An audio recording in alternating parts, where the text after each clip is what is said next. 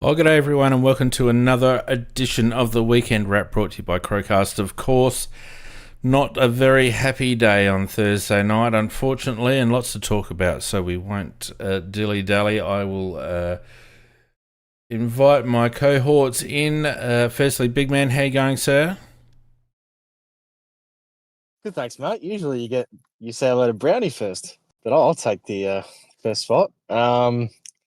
Yeah, look, mate, could be better. I was in a much scrumpier mood on Friday and Saturday, but I've sobered up a bit now, mate. So hopefully we can discuss it without getting too emotional about it.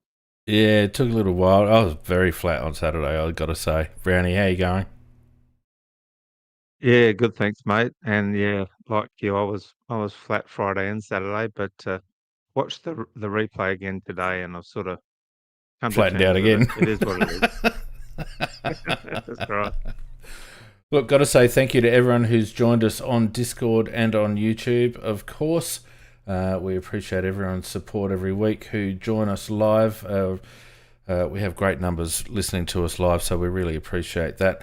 Of course, we are live and interactive, so if you are in Discord and you want to have your say, stick your virtual hand up. We'll get you on the stage and you can say your piece. Also, Brownie, big man, of course, we have to thank the good people at Next Body Corporate Services for bringing us the CrowCast each week. One flat fee, no insurance commissions, prompt personal service, Brownie. Can't ask for more than that, right? No, they do a good job. So hopefully, yeah, some people will get behind them. Very good. Or in front of them. I don't really care. Yeah, in front of them. All right. All right. Just real quick, let's just quickly just have a look at the games that were played this week. Melbourne went down to Geelong. Fremantle cut up West Coast. Carlton did a number on Gold Coast. There's a big story happening in Gold Coast, I reckon. Hawthorn did a number on Essendon. Sydney got over the Giants. The Bulldogs touched up Richmond. Brisbane accounted for Port. And St Kilda in the last game of the round did what they needed to do against North Melbourne. Just quickly looking at the ladder. And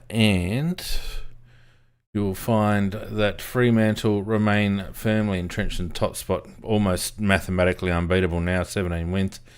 Sydney on 14, Hawthorn and Brisbane on 13 wins make up the four. Adelaide on 12 wins, along with Melbourne and the Bulldogs, 5, 6, and 7. And then Collingwood sneaking into the 8 now on 11 wins and one draw, of course. Geelong outside in the wildcard seat, along with St Kilda. And then Carlton on 9 wins, Giants, North Melbourne on 8 wins. Gold Coast out of it, you would think, on 7. Port on 6, West Coast on 4, Essendon and Richmond on 2 apiece. So we're kind of back in the pack after the weekend's results, which is kind of disappointing, unfortunately. But such is life, and we may as well. I don't think we need to mess around. I think we will crack straight into proceedings. Collingwood 16-12, 108. Defeated Adelaide 11-8, 74 after Adelaide were 27 points up. Halfway through, or 13 minutes to go in the third quarter, I think it was. Yes, Brownie, your initial thoughts?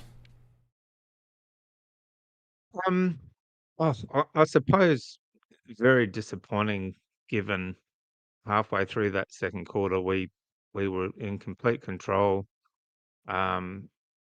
And the fact that we obviously didn't take our chances in that with a 6 or 7 minute period where we dominated possession and couldn't put a score on the board, and then of course they go back and get an easy goal against a run of play. And I think, yeah, whether that got into our head, I don't know, but it seems to be more than just football talent. It seems to be a bit of psychological stuff going on there as well. When as soon as Collingwood sort of fight back a bit, we bloody just put the shutters up. or we just don't trust ourselves. So yeah, really disappointing game, especially since we were set up for a really good kill early. Mm.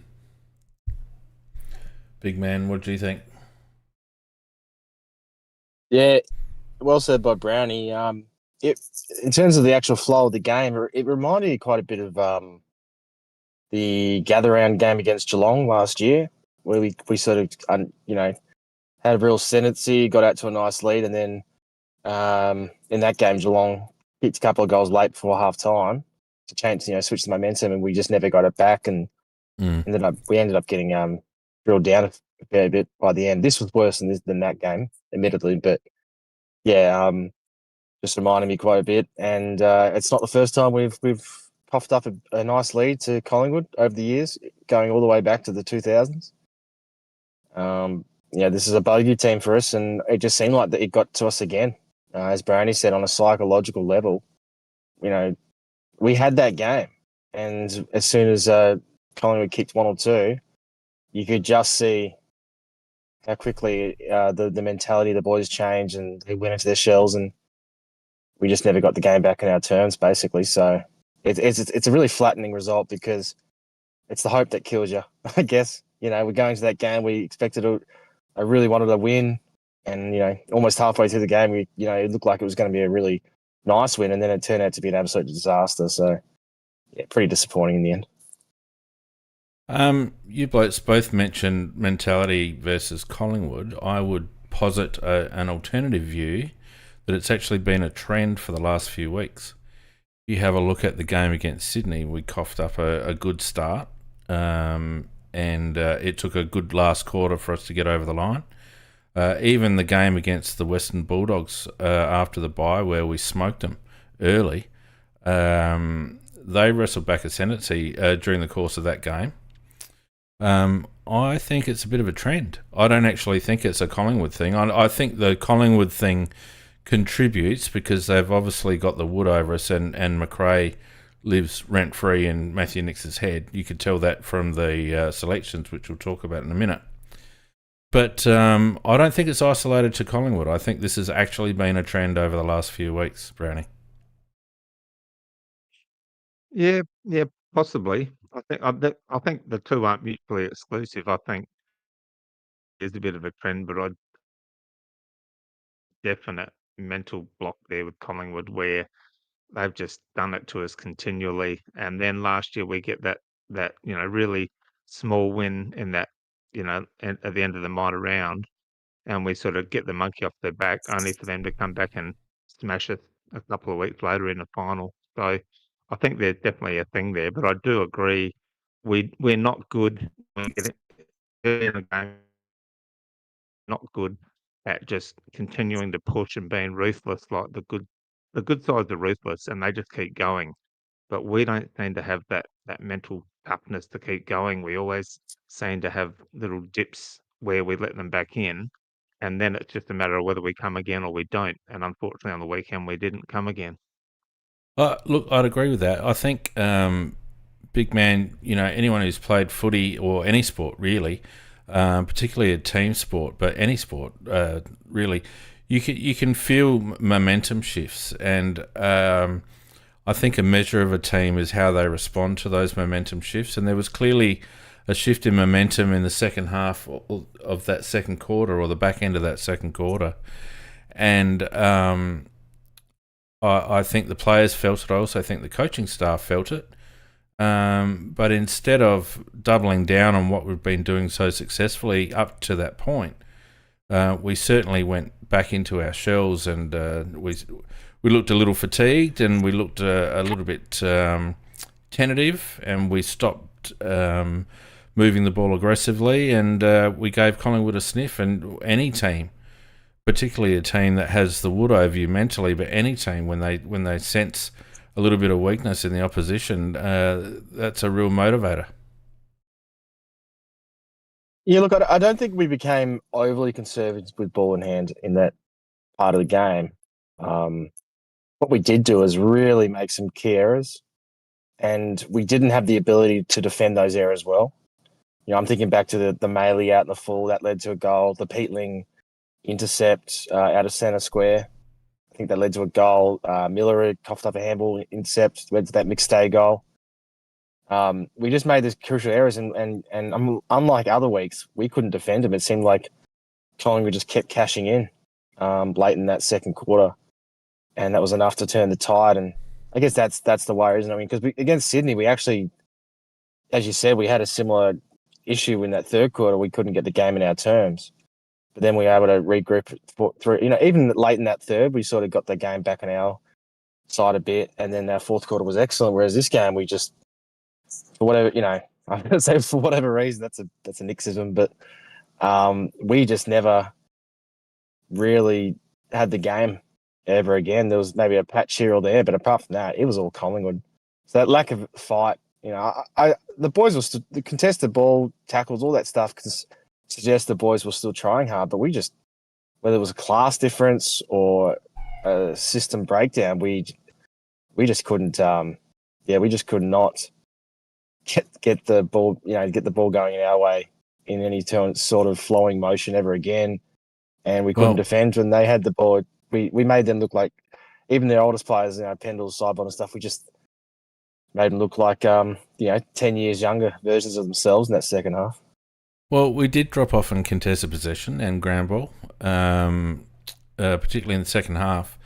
But I'll put it to you, if anyone cares to avail themselves of that god-awful replay, again, have a look at the last 15 minutes of the second quarter, because there's a couple of key things that McRae did that we didn't counter. One of them was that when they hacked the ball into their forward line, and Worrell took 2 or 3 very good contested intercept marks, they had a very tight grid. They had like 12 players across the ground, one row about 20 metres away from the kicker, and another row about 30 metres away, and another row about 40 metres away. They really, really, really wanted us to kick long.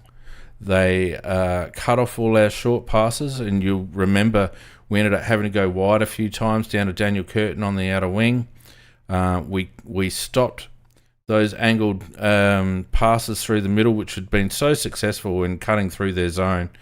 They really crunched up the in front of the interceptor, in front of Worrell, and Nick Murray had 1 or 2 as well, and they forced those boys to kick long. And the other thing that they did on top of that is that they dropped Darcy Cameron back. So Darcy Cameron was playing behind the play, and so when Riley was going up for a mark or whatever, in those last 10 minutes, we were always outnumbered in the air. And as soon as they got the ball at ground level, they just ran. And because we had all pushed forward, they just ran behind us. And they knew they could get us on the outside because we just kept getting sucked into the ball carrier. We lost all our shape. And they were like just wildly handballing over their head because they knew that they'd be on the outside.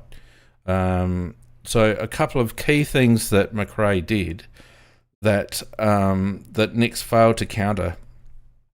And you could excuse it in the run of play because, it's hard to counter that at the drop of a hat. But they continue to do that in the second half. Oh, the other move that they made was pulling Howe forward for a few minutes. So they dropped Darcy Cameron back. They moved Howe forward. And Howe was able to impact the play down the other end. So, Brownie,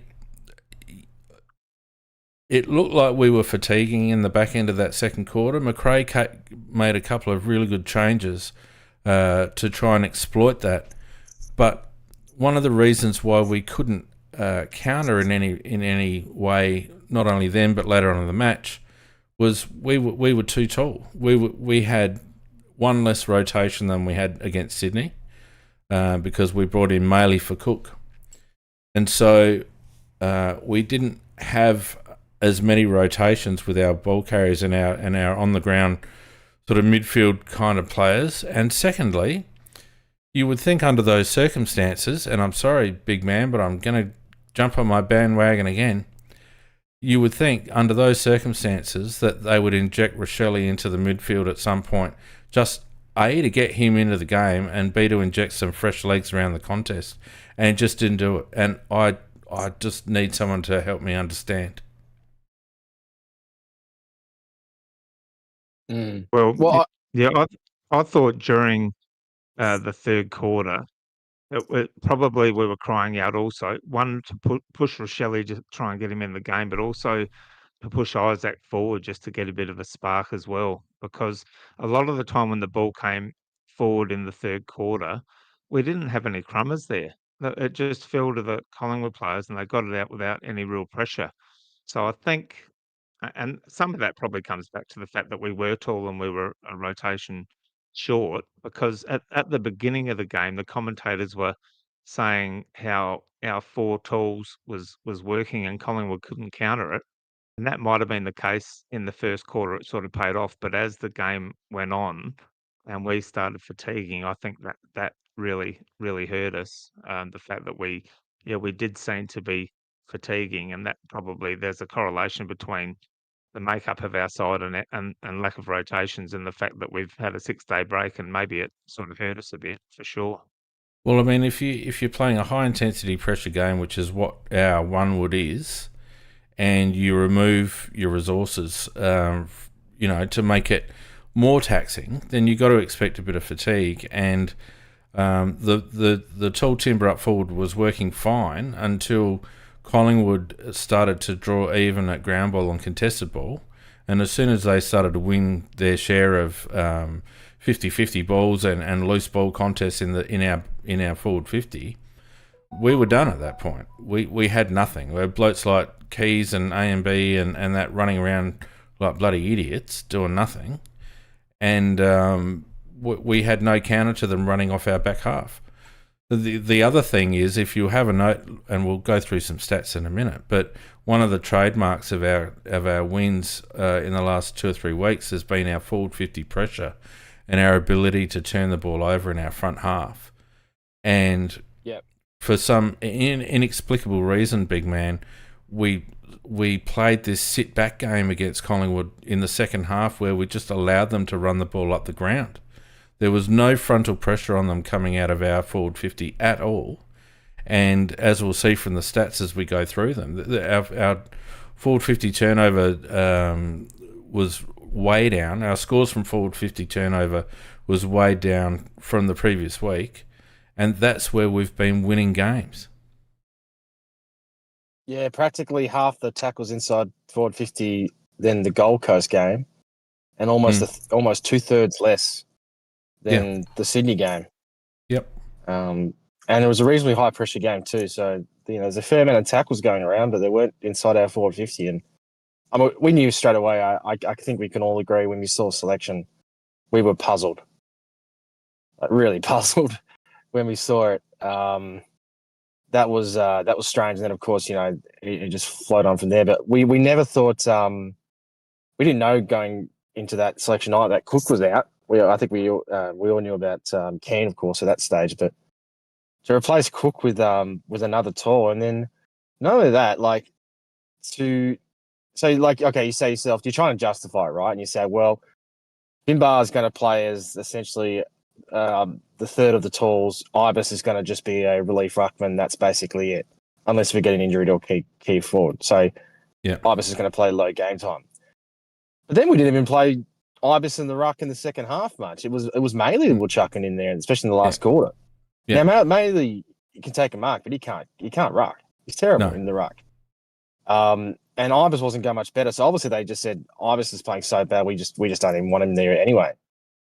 So they, and let's be honest, Ibis hasn't been exactly in rip snorting form either. So they created a rod for their own back by having two guys that you don't actually want in the ruck. One that wasn't playing well and one that can't ruck at all. Yeah. So, that's smart, isn't it? And you're right, given how, our pressure has been something we've lauded in recent times, but, it's hard to play a pressure game when you got two guys that aren't 200 centimetres. They're not going to be pressure players for you. No, plus Tex. Plus Tex, yeah. And even Thilthorpe's not much of a pressure player. So why we went down that route is, it was mind-boggling, I we knew it felt strange from the outset, and that's how it played out. Even though it looked all right early, I think as the game wore on, we could see why we felt uneasy when we saw that selection. Yeah. But I think we missed Keane a lot, Brownie, and also Cook.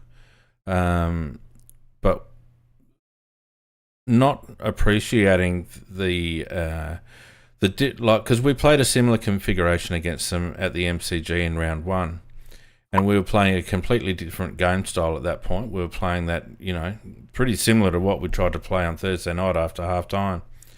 But Adelaide Oval was a completely different ground to the MCG, and Collingwood. I reckon the reason Collingwood do so well against us and Port for that matter at Adelaide Oval is because they are really, really good at defending the ground. And as I said, that grid that they put together in the back end of the second quarter, it reminded me of the old Weagle's Web. It was that real compressed, 13 or 14 players in one quadrant of the ground, and we just couldn't account for it. And I think Collingwood, because the ground is narrow, they were able to set up really, really well, and it requires teams to be brave against them, and we just stopped being brave. Yeah, I thought, McRae was talking about during the week how well they defend the ground because of the size of the ground.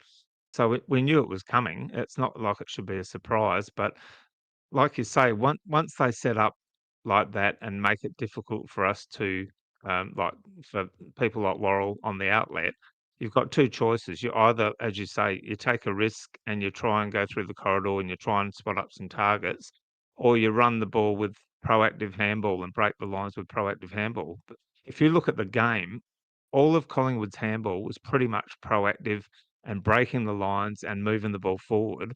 Yeah, All of our handball was panic to get out of trouble. There was no proactive handball in our game at all. And that is a 100%. massive, massive weakness in our team because it limits us when teams are drying up our disposal by foot and we don't have the confidence to actually take risks. We don't have a plan B. And that's what happened on the weekend. That's exactly right. We had no overlap run whatsoever. We rely on chip kicking to position, and when it works well. It's really good at breaking things up when a team isn't really pushing up high against us. But as soon as a team pushes up, which is what Collingwood started to do, as soon as they get up into our space where we want to kick the ball, that's when you've got two options. You either kick over it, which is what we tried to do, and which is what Collingwood wanted us to do, or you try and run through it and break it up. Our switches were slow, as they always are under these circumstances. They weren't dynamic at all, so Collingwood could just easily shift their zone from one side to the other. We weren't making ourselves difficult to play against at all, and I don't know what they look at, these coaches, when they're planning for the game, because none of this is a surprise. It's like when we played Geelong and we put 30 balls down Tom Stewart's throat. It's like, why do we keep doing this all the time? It's like, this is the same game on repeat. Yep. No, I agree. And I think that's another problem with going so tall, is that you just instinctively kick long and high to your forward players, and instead of lowering the eyes, hitting short targets, because when you have an absence of tall players, you have to play differently, and that can actually work in your favour. Instead, how many long bombs did we do that allowed them to set up and spoil, or it just we might take the odd pet mark here or there, but for the most part, it just doesn't work. And slow football. How many goals did we actually get from Leeds? Wouldn't be many. Compared to Collingwood, maybe a couple early. A couple early, maybe. It was frustrating, but again, with selection, we sort of created our own problem there. Yeah, you mentioned in chat, big man, and I wasn't aware, but you mentioned that Cook had been crook all week. So fair enough, because that's the only reason why you would rest him, because it was perplexing otherwise. But it's not as if we didn't have a couple of ground ball options in the twos that we could bring in. Charlie's been playing all right. You've got Sid in there. You got Dowling, who's been on the fringes. We just needed another set of legs in that small to medium sort of body size that could take a rotation. But we just completely eliminated that. And not only did we eliminate a ground ball player, but someone who could actually kick the ball like Cookie can. So we lost two very good playmakers in Keane and Cook. And we replaced them with Finbar, poor old Finbar, who kicked all right for goal, but his field kicking's atrocious. We just had no avenue at all. We didn't replace those players with anyone who could direct traffic. Yep. Oh, look, in a microcosm, like Finbar's game wasn't horrendous, but it wasn't necessary. No, that's right. That's the thing. We didn't need him, and we would have benefited from someone else. What's the difference maker then? Probably not. But geez, it didn't help, and I think it did make a difference because it made us as I said, it dropped us a rotation big man, and we had no gas. Yeah, I think it had a knock-on effect. Yeah, even a guy like Dowling, who we know is aerobically is a really strong player. Yes, he's not as silky as Cook, but you can still rely on him to get you 15 odd touches, maybe a goal on the wing. I know he wasn't the best against West Coast, but that's what he's there for. And we actually brought him out halfway through the SANFL game previously in case we needed him for, after 6-day break. And then you lose Cook. So surely Dowling was like, okay, he's the one to put in. Instead, we put in Finbar, who played the full game in the SANFL and is obviously a key forward who can't ruck. So it doesn't make any sense. I no matter how you try and justify it, it was bizarre. And yeah, you're probably right. It probably did hurt us, and maybe it did cost us the game. But at the very least, it set us on the back foot when it was just unnecessary. Well, I think it smacked of a very simple-minded coaching panel because they looked at their configuration in round one and thought, oh, well, we played tall against them and won, so we need to do that again. A completely different venue. We're playing a completely different style of play. And Collingwood's game plan has also evolved since round one as well. They've turned into a running side, which they certainly weren't in the front half of the season. There's a complete misread all the way around. And I'll tell you, Brownie, what the other misread was. And it's really starting to bug me. Yet again, the opposition's playmaker, their best player, and in this case probably the runaway Brownlow medalist, apparently had the worst case of body odour you'd ever see in your life because no one went near him. The weird thing is we obviously had a plan in that we started sort of, with Rankin sort of playing on him, and then we moved to Peatling, and then later in the game we moved to Berry, but none of them played a hard tag. They all just gave him room. So what's the point of rotating your players if they're not going to push really hard and make sure they're just right next to him every time he's near the ball? But they gave him meters and made us look ridiculous. It was just a complete waste of time. I don't know what they're thinking. And the worst part about it is his possessions. It's not 36 Simon Tregenza possessions where the ball just gets kicked in the air or Rory Laird. It's he hits trigger targets. Lead trigger It was terrible. God. It was terrible. But I tell you, he just hits targets consistently by hand or foot. He's just bloody elite. And all we needed to do is, if we could have kept him, 20 to 25, that would have gone a long way towards helping us. I mean, big man, that had a couple of other good players, but Nick Dacos was clearly their driving force. And yes, we were watching him at stoppage, but he just keeps running. So you can't just watch him at stoppage and then just go off and do your own thing. You got to keep running. The amount of times that he took a secondary ball receive, like 2 or 3 possessions down the chain, where he'd been involved in a stoppage and the ball would come out and then he'd just run by for a handball with no one within 10 metres of him. It's like, what the hell is going on? Yeah, it is perplexing. I mean, to be honest, we saw another example of that today, didn't we? In the Zai Wanganeen Miller game against North Melbourne, and he was actually getting tagged, but you wouldn't know. And No. he would, and he would get the ball out, he'd kick it out for the full back, and then he'd get a receive and then run about, get it back. I mean, they play around him just like Collingwood play around Dacos. If he asks for the ball, they give him the ball. So, but that going in, they're going to constantly look for him because he's such a good decision maker and ball user. Yeah. And we just, again, didn't pay enough attention. We're not the only team that's done it, but it does boggle the mind about it. You just can't have someone that just stays with him. I mean, I tell you what, I saw Ed Allen going bloody toe-to-toe with Jordan Dawson in that second half and not giving him an inch. And I wish we had the same mentality. Did nothing to try and free Dawson up. Dawson couldn't roam forward because we already had a bloody a mountain of tools down there. But why wasn't he brought out to the wing and Dan Curtin chucked into the mix? Why wasn't he sent to half back or make it difficult? Bring Riley Thilthorpe up into the mids and chuck Dawes down. Or see, the problem with the amount of tools that he picked is we had no flexibility. We couldn't change up our look at any stage because if we'd have changed up our look, we would have had 4 blokes over 200 centimetres on the bench. It's crazy stuff, Brownie. Yeah, and in terms of Nix's responses, he didn't seem to really change much at all. Just the old trust the players, and eventually it'll turn.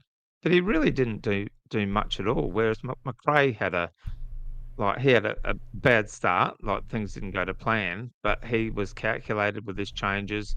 The way that he made their back line in the second half play in front was just brilliant. It was a clear instruction, and it killed us. We just couldn't get any traction going forward. Various reasons for that, but one of them was their positioning, and we couldn't adjust. So yeah, we had a stinker of a day in the coach's box, I reckon.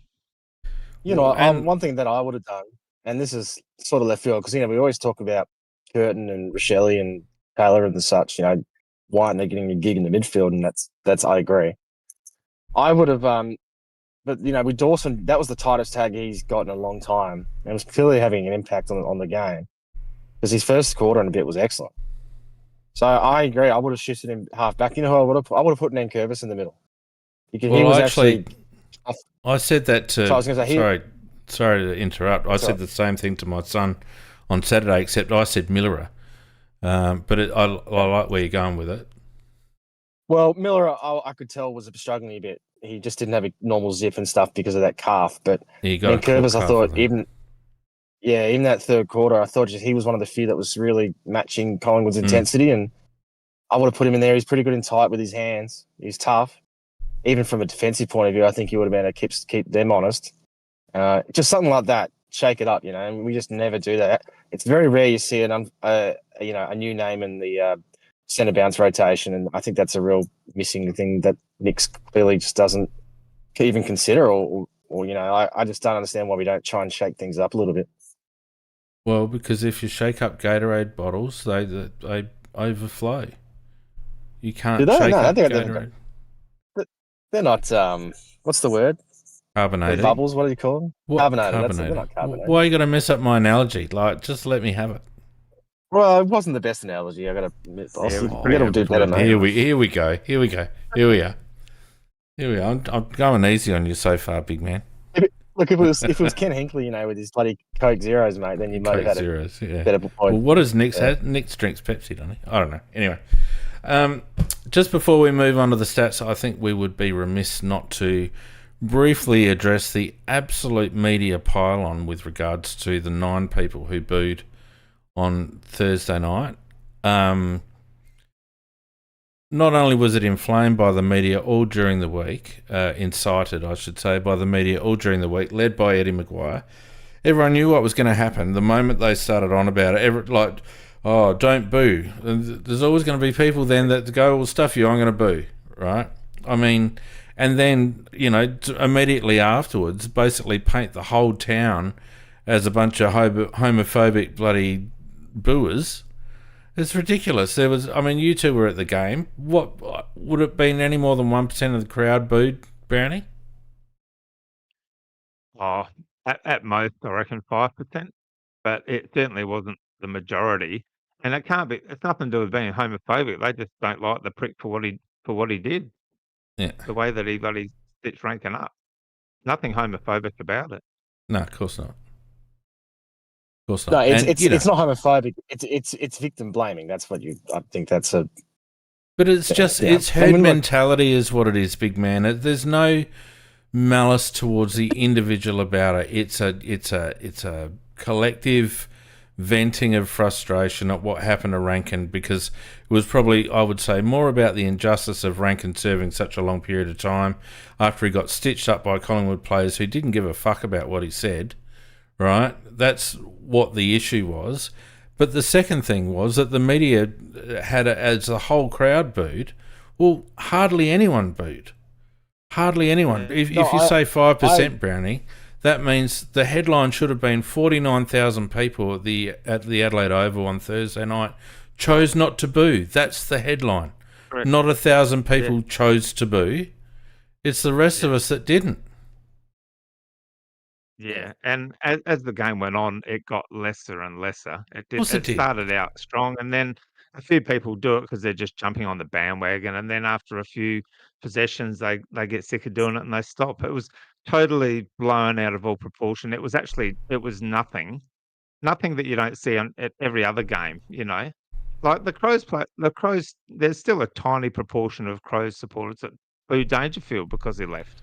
Yeah. It's such a small minority that do it, and no one bangs on about that anymore because they just realise some people are going to do it. It's your choice when you go to football. You pay your money. If you want to boo, you boo, because people have booed at the football forever.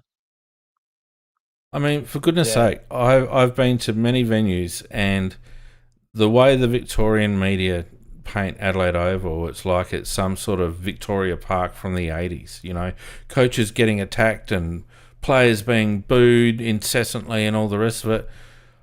Absolutely ridiculous, and it's doing the game a disservice by saying that, because it's not painting an accurate picture of the venue at all, and the venue is not that kind of a thing. It like you say, there's a minority of people, probably half cut already on the hill, because a lot of it was coming from the hill anyway. What do you think they're going to do? Eddie told us not to boo, we're going to boo. Give me another beer. I mean, just such a nothing thing that was blown up out of all proportion. It just annoyed the hell out of me. It really did. It is interesting, this sort of reputation we're getting as like these rabid fans, because I keep hearing about how we're the old Chardonnay drinkers and the happy clappers, but then they also say we're the most rabid fan base in the AFL. Like, which one are we? Because you can't be both. Correct. But look, I'm not gonna what's the word? I'm definitely condemning the booing, although I will say I agree it was definitely louder on the telecast than it was at the ground. Maybe it's based on where I was sitting, but because I'm not near the hill. But Maybe it's based on where the microphones were pointing. maybe they did it on purpose. Well, they can turn it up if they want to. Oh yeah, you can do things. They have fake crowd noise, by the way, at the game. Yeah, I know. They used to Sometimes pipe they'll it put through the fake crowd- speakers. Yeah. But yeah, I will say I wasn't happy about it, because it does, it doesn't do us any favors. I'm sure it doesn't do Isaac any favors, because he just wants to move on. It was kind of I actually look at it sort of like the crowd's way of supporting Isaac. It's sort of saying that we got your back because we're not happy what happened to you. But yeah, it's not the way to go about it. I mean, it's misplaced, Isaac, but that's yeah. I'd rather they cheer Isaac when they get it. Although, to be honest, they'd probably have a go at us for doing that too, because they'd say we're supporting homophobia by cheering the guy that said the slur. So you can't really win. But yeah, I saw the aftermath of this. Like some of the stuff on social media. Corbin Middlemass. Now, that was hilarious. Firstly, ridiculous name. Secondly, that was mate. You're called Big Man. You can't throw stones there. That was one of the most pompous things and most ridiculous things I think I've seen of someone say. Did you hear this, Brownie? What he said? No, I didn't. No. He effectively said that if the Crows crowd are going to do that, then we might as well take away any home games against Collingwood from the Crows and only play them at the MCG. Now, firstly, Corbin, We're if happy you were with to do that. your research, you'd probably know we actually probably play better against them at the MCG than we do at Adelaide Oval. So thanks for that. Correct. We actually beat them there this year, early in round one. Yeah. So cheers. And secondly, what a ridiculous thing to say to that you'd actually punish a team with that because the CEO didn't go quite hard enough or the coach didn't go quite hard enough. Like, give me a break. Yeah. It's not like they said, yeah, boo, everyone get on top of it. Of course they said don't do it. And they condemned it. Could Nick's been harder on it? Yeah, but like, let's be honest. They asked him the media. They asked him 15 minutes after a loss, where he's probably thinking, "What the hell happened in that game?" The last thing he was thinking about was a bloody booing, and just completely unreasonable. He condemned it beforehand. He said, earlier in the week, that he didn't want that to happen. Like, Jesus Christ! Like, yes, you could always do more, but at least they did something. Anyway. And then just all the grandstanding too from the media, the usual people, of course. But there was one, Aaron Bryans from ABC, who I don't mind, but he was like, talking about the LGBT community and all this stuff. I'm like, you guys don't really give a shit about these guys. You when Max Noble said stuff, or Lance Collard did the second time, or bloody Jeremy Finlayson did it, or Will Power did it. You barely heard a peep, but as soon as it was like primetime finals, it was Isaac Rankinable, to do it. And it became a big story. Then all of a sudden, now we care. Now we say things. Where was this support when it was happening 2 or 3 years ago? And I got to say that McRae's holier than thou, self-righteous bullshit comments after the game. Like, does he realise that he's coaching a team that booed Adam Goods out of the game, and whose the president at the time called someone a monkey, and drove Heredia Lumumba away from the club due to racism, and like, they're the last people to be taking the moral high ground. And McRae to come out and be so self-righteous about it, when he would have known just the same as anyone else that there was just a very, very, very small proportion. And instead of coming out and saying, well, actually I reckon most of the Adelaide crowd behaved themselves pretty well, to focus on that tiny minority and to paint the whole crowd like that, to me is just completely disingenuous. And just, I actually lost a fair bit of respect for McRae with his comments there, because it's one thing to be sticking up for your team and all the rest of it, but it's another thing just to misrepresent things for your own benefit. And that's exactly what he did. He completely misrepresented the situation, in my opinion. I look at it a bit as if he's there to, he's supporting his player, and that's okay. I didn't mind that so much. He took it too far, big man. Maybe, but again, after the game, when emotions are high, I thought Quane himself handled it really well the next day when things had simmered down. I thought he did too. I'll also say that Jack Riewoldt, give me a spell. You were half in tears or whatever, asking him that question after the game, like in the rooms, like, oh, mate, Jack Riewoldt. But and look, I agree. Like, it's funny that it's Collingwood of all teams because of their history of racism and homophobia and everything. You don't have to go too far back. And Eddie Maguire, of course, making comments, preemptive comments about the game when he's absolutely one of the chief instigators of their reputation over the last 20 years. At the end of the day, I don't hear the Victorian media say anything about how Brisbane fans should support their club.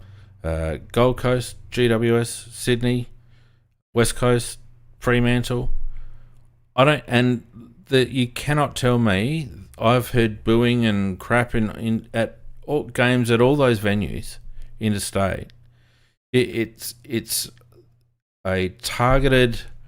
Well, they know that we're susceptible to it, and so they keep targeting us with it. And I would just like someone to say, "Yeah, point taken, but fuck off! Don't tell us how to support our side. We'll take your point, and whatever. But like Eddie, don't come onto our radio shows and tell our people that we're a bunch of fuckwits and we'd better not boo or else. Like, who the fuck does Eddie think he is? Yeah, I don't recall him saying to his to Collingwood supporters, "Don't boo" with the Adam Good saga. Absolutely not. Correct. No, he was saying that, stirring the pot, hoping it was going to happen, so everyone could pile on again. Of course. And And look, what should have happened? Rowie should have said, "Eddie, thanks, pull your head in. You're not here, so fuck off. We'll support our team however we like." Sorry, big man, go on. I will say, no, I was interrupting you, but I will say I wasn't happy with the booing. It didn't serve a purpose. It made us look a bit stupid, and if anything, it probably helped. It probably fired Collingwood up. So there was nothing to be gained from it, and obviously, it was silly. Yeah. Just the narrative that pisses me off. One thing I want to raise is, okay, so the AFL knew that Isaac Rankin wasn't going to play in round one, so they scheduled us to play away against Collingwood at the MCG in round one. And they obviously scheduled this game, which, again, it's funny how we played Collingwood twice after, in the immediate aftermath of the slur incident. So you can't tell me the AFL aren't trying to milk this for what it's worth anyway. But if they wanted to avoid it, they would have only had us play the Pies once this year. But secondly, going forward, I mean, Isaac's eventually going to have to play at the MCG against Collingwood. I suspect he's going to get booed heavily, or at least that's what I'd imagine happens, unless some people come out, and of course that doesn't even work anyway if they try and stop it preemptively. What is going to be the reaction to that? Because if he is booed heavily by Collingwood supporters at the G, is that condemning homophobia, or do you think that's pushing it too far? Because given that Rankin's clearly made steps to better himself and learn from his mistake, where do you sit? Do you think the media will support the booing or go against the booing? Because I think they can't support the booing. Thing. They can't support the booing because they have blatantly come out and said there's no place for booing at our game. So irrespective of who you're booing, would they not argue that Rankin is not the victim but rather the villain? No, it doesn't matter. Doesn't matter. Yeah. They've said there's no place for booing of any kind. Mm. So they can't. And speaking of double standards, there's a certain elbow thrown by a certain bloke who's got off twice this season at the tribunal that hasn't even been cited. Hasn't even been cited. Frampton throwing an elbow at Thilthorpe off the play with the umpire standing there looking at him is apparently not report worthy, whereas Riley given someone a love tap in the stomach who's gone down to try and draw a free, that's worth a game. Fuck off. I'm so sick of this shit. I'm so sick of it. The double standards is just, it grinds you down after a while. It really does. No, I agree with that. Just as an aside, did anyone see the Ty Gallop incident today? No, I haven't watched any footy this weekend. I've been pissed off with it. So I'm sure you'll see it in the media. Just give it a quick look. But so he tackles Mitch Georgiadis, gets holding the ball, and this is the thing I talked about a couple of weeks ago, boss. With the whole pushing the head in and trashing after pushing. Well, he did it really hard, basically shoved his face into the ground. Yeah, he better get multiple weeks for this. And it's funny how Fogg gets 3 weeks for a tackle, but a thug acts like Gallop. If he doesn't get the same, man, I'll be pissed off because that had just as much intent to hurt. No, sorry, much more intent to hurt. Yes, it didn't concuss Georgiadis, but it could have easily, and he's had a history of concussion now. Well, and it was a very dog act. Very dog act. Isn't it the potential to hurt, or does that depend what jumper you're wearing? Depends on what jumper you're wearing. I have no idea anymore, boss. Because if you see, for those who have seen it, you know what I mean. That's a thuggy shot. That's what we should want to crack out of the game. That's shit. But no, we've got to let a fucking tackle or a push be into a contest be reportable. I'm sure he'll get a week, but he should get way more. Look, we've had the incident with Ginnivan earlier in the season where he blatantly jumper punched when the AFL had come out and said we're not tolerating jumper punches anymore, and didn't even get a look in. Like blatantly jumper punched a guy, didn't get a look in. I don't know. It saps your enjoyment of the game, win or lose, when you see these levels of inequities. And Macca and I talked about the huge disparity in suspensions, like between the different sides, and the fact that Adelaide have lost 22 odd weeks in suspensions in the last 3 years, and Collingwood have lost three games compared to 22. Yeah, we're all playing the same game. Graph. I saw that graph. Was that actually true? Because I heard it might have been AI, and they obviously they can get things wrong. No. It was true. That's unbelievable. I mean, we knew it was bad, but that's like next level, when you see that. Yeah. And yeah, anyway, look, I don't want to harp on it any further because it is what it is, and this isn't sour grapes, but I got to say that the inequities in the game, in the fixture, in the tribunal, in the media, all that, as a non-Victorian supporter, and I get that we're playing in a Victorian league, dressed up as a national league, but as a non-Victorian club supporter, it just reduces your enjoyment substantially. You know, I had a little bit of a back and forth with Ralphie on Twitter, and he's saying, "Oh, you know, it was, you know, terrible what they did," and I just said, "Look, it was 500 people, mate. What are you going on about? You know, it's just." Yeah. Anyway, all right. I mean, back to. I mean, just finally. No, I was going to say just finally. Like, it's amazing that you can break someone's neck, but Shane McCadden can put a bump that doesn't concuss a guy, and he gets 3 weeks, but the other guy gets off. So. Well, look, and to be honest with you, I reckon that was I was quite happy with the way that was dealt with Frampton, because I thought he was unlucky. I don't think that he tried to put on a dangerous tackle. I think it was a series of unfortunate events. But then you've got to treat everyone the same. And that's where it's not so much that Frampton didn't get done, it's that other people in similar situations have got done. That's what pisses me off. Yeah, no, I'm just pointing out the ridiculousness of it all. I actually agree that Frampton should have got off. It's amazing that he got off again, you know, for a tackle when Paul Curtis himself has got 3 weeks for the exact same tackle. But that's anyway, ridiculous. Yeah. All right. Well, we got that off our chest anyway. Let's go through some team results, because we don't deserve too much too much of a let off here.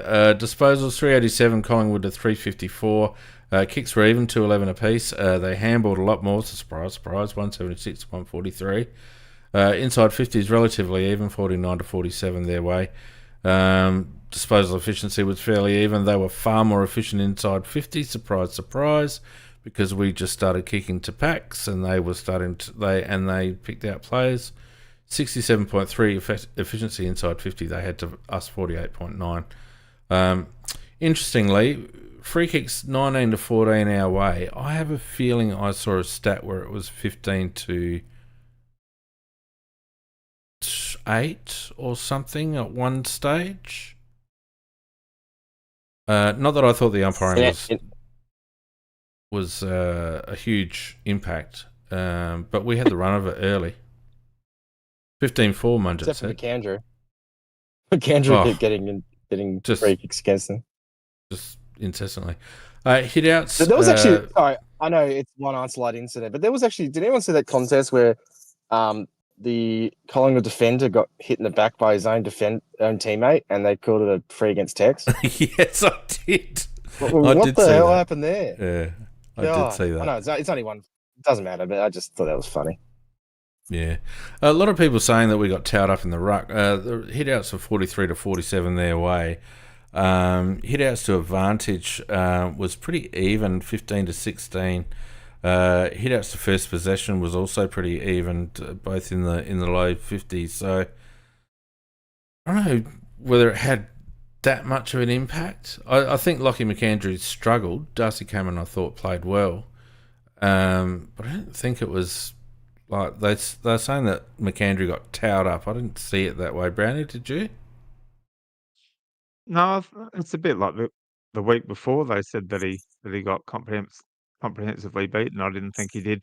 I don't think he probably got th getting, very many successful clearances, then it probably looks that way at times, but I Mm, think he was getting his hand on the ball a bit, and given he you know, his work rate, you can forgive him if he drops off a bit at the end of the game because 'cause he's been working bloody hard and, yeah, with the way things are structured at the moment, like, unless we change something, it's gonna get hard for him towards the end of the year because he's just been lumping such a big work rate, but, I thought he probably got beaten, but not comprehensively beaten. yeah, we'll talk about that at the end, what we maybe should be doing in the next couple of weeks. Clearances, 41 to 38 our way. We lost the centre clearances 10 to 14, but one stoppage 31 to 24. That really surprises me, considering if we have a look at some of the broader clearance stats. As I said, our post clearance contested possession we lost by 12. Post clearance ground ball gets we lost by 12. Ground ball gets in general we lost by 9. Contested possessions we lost by 10.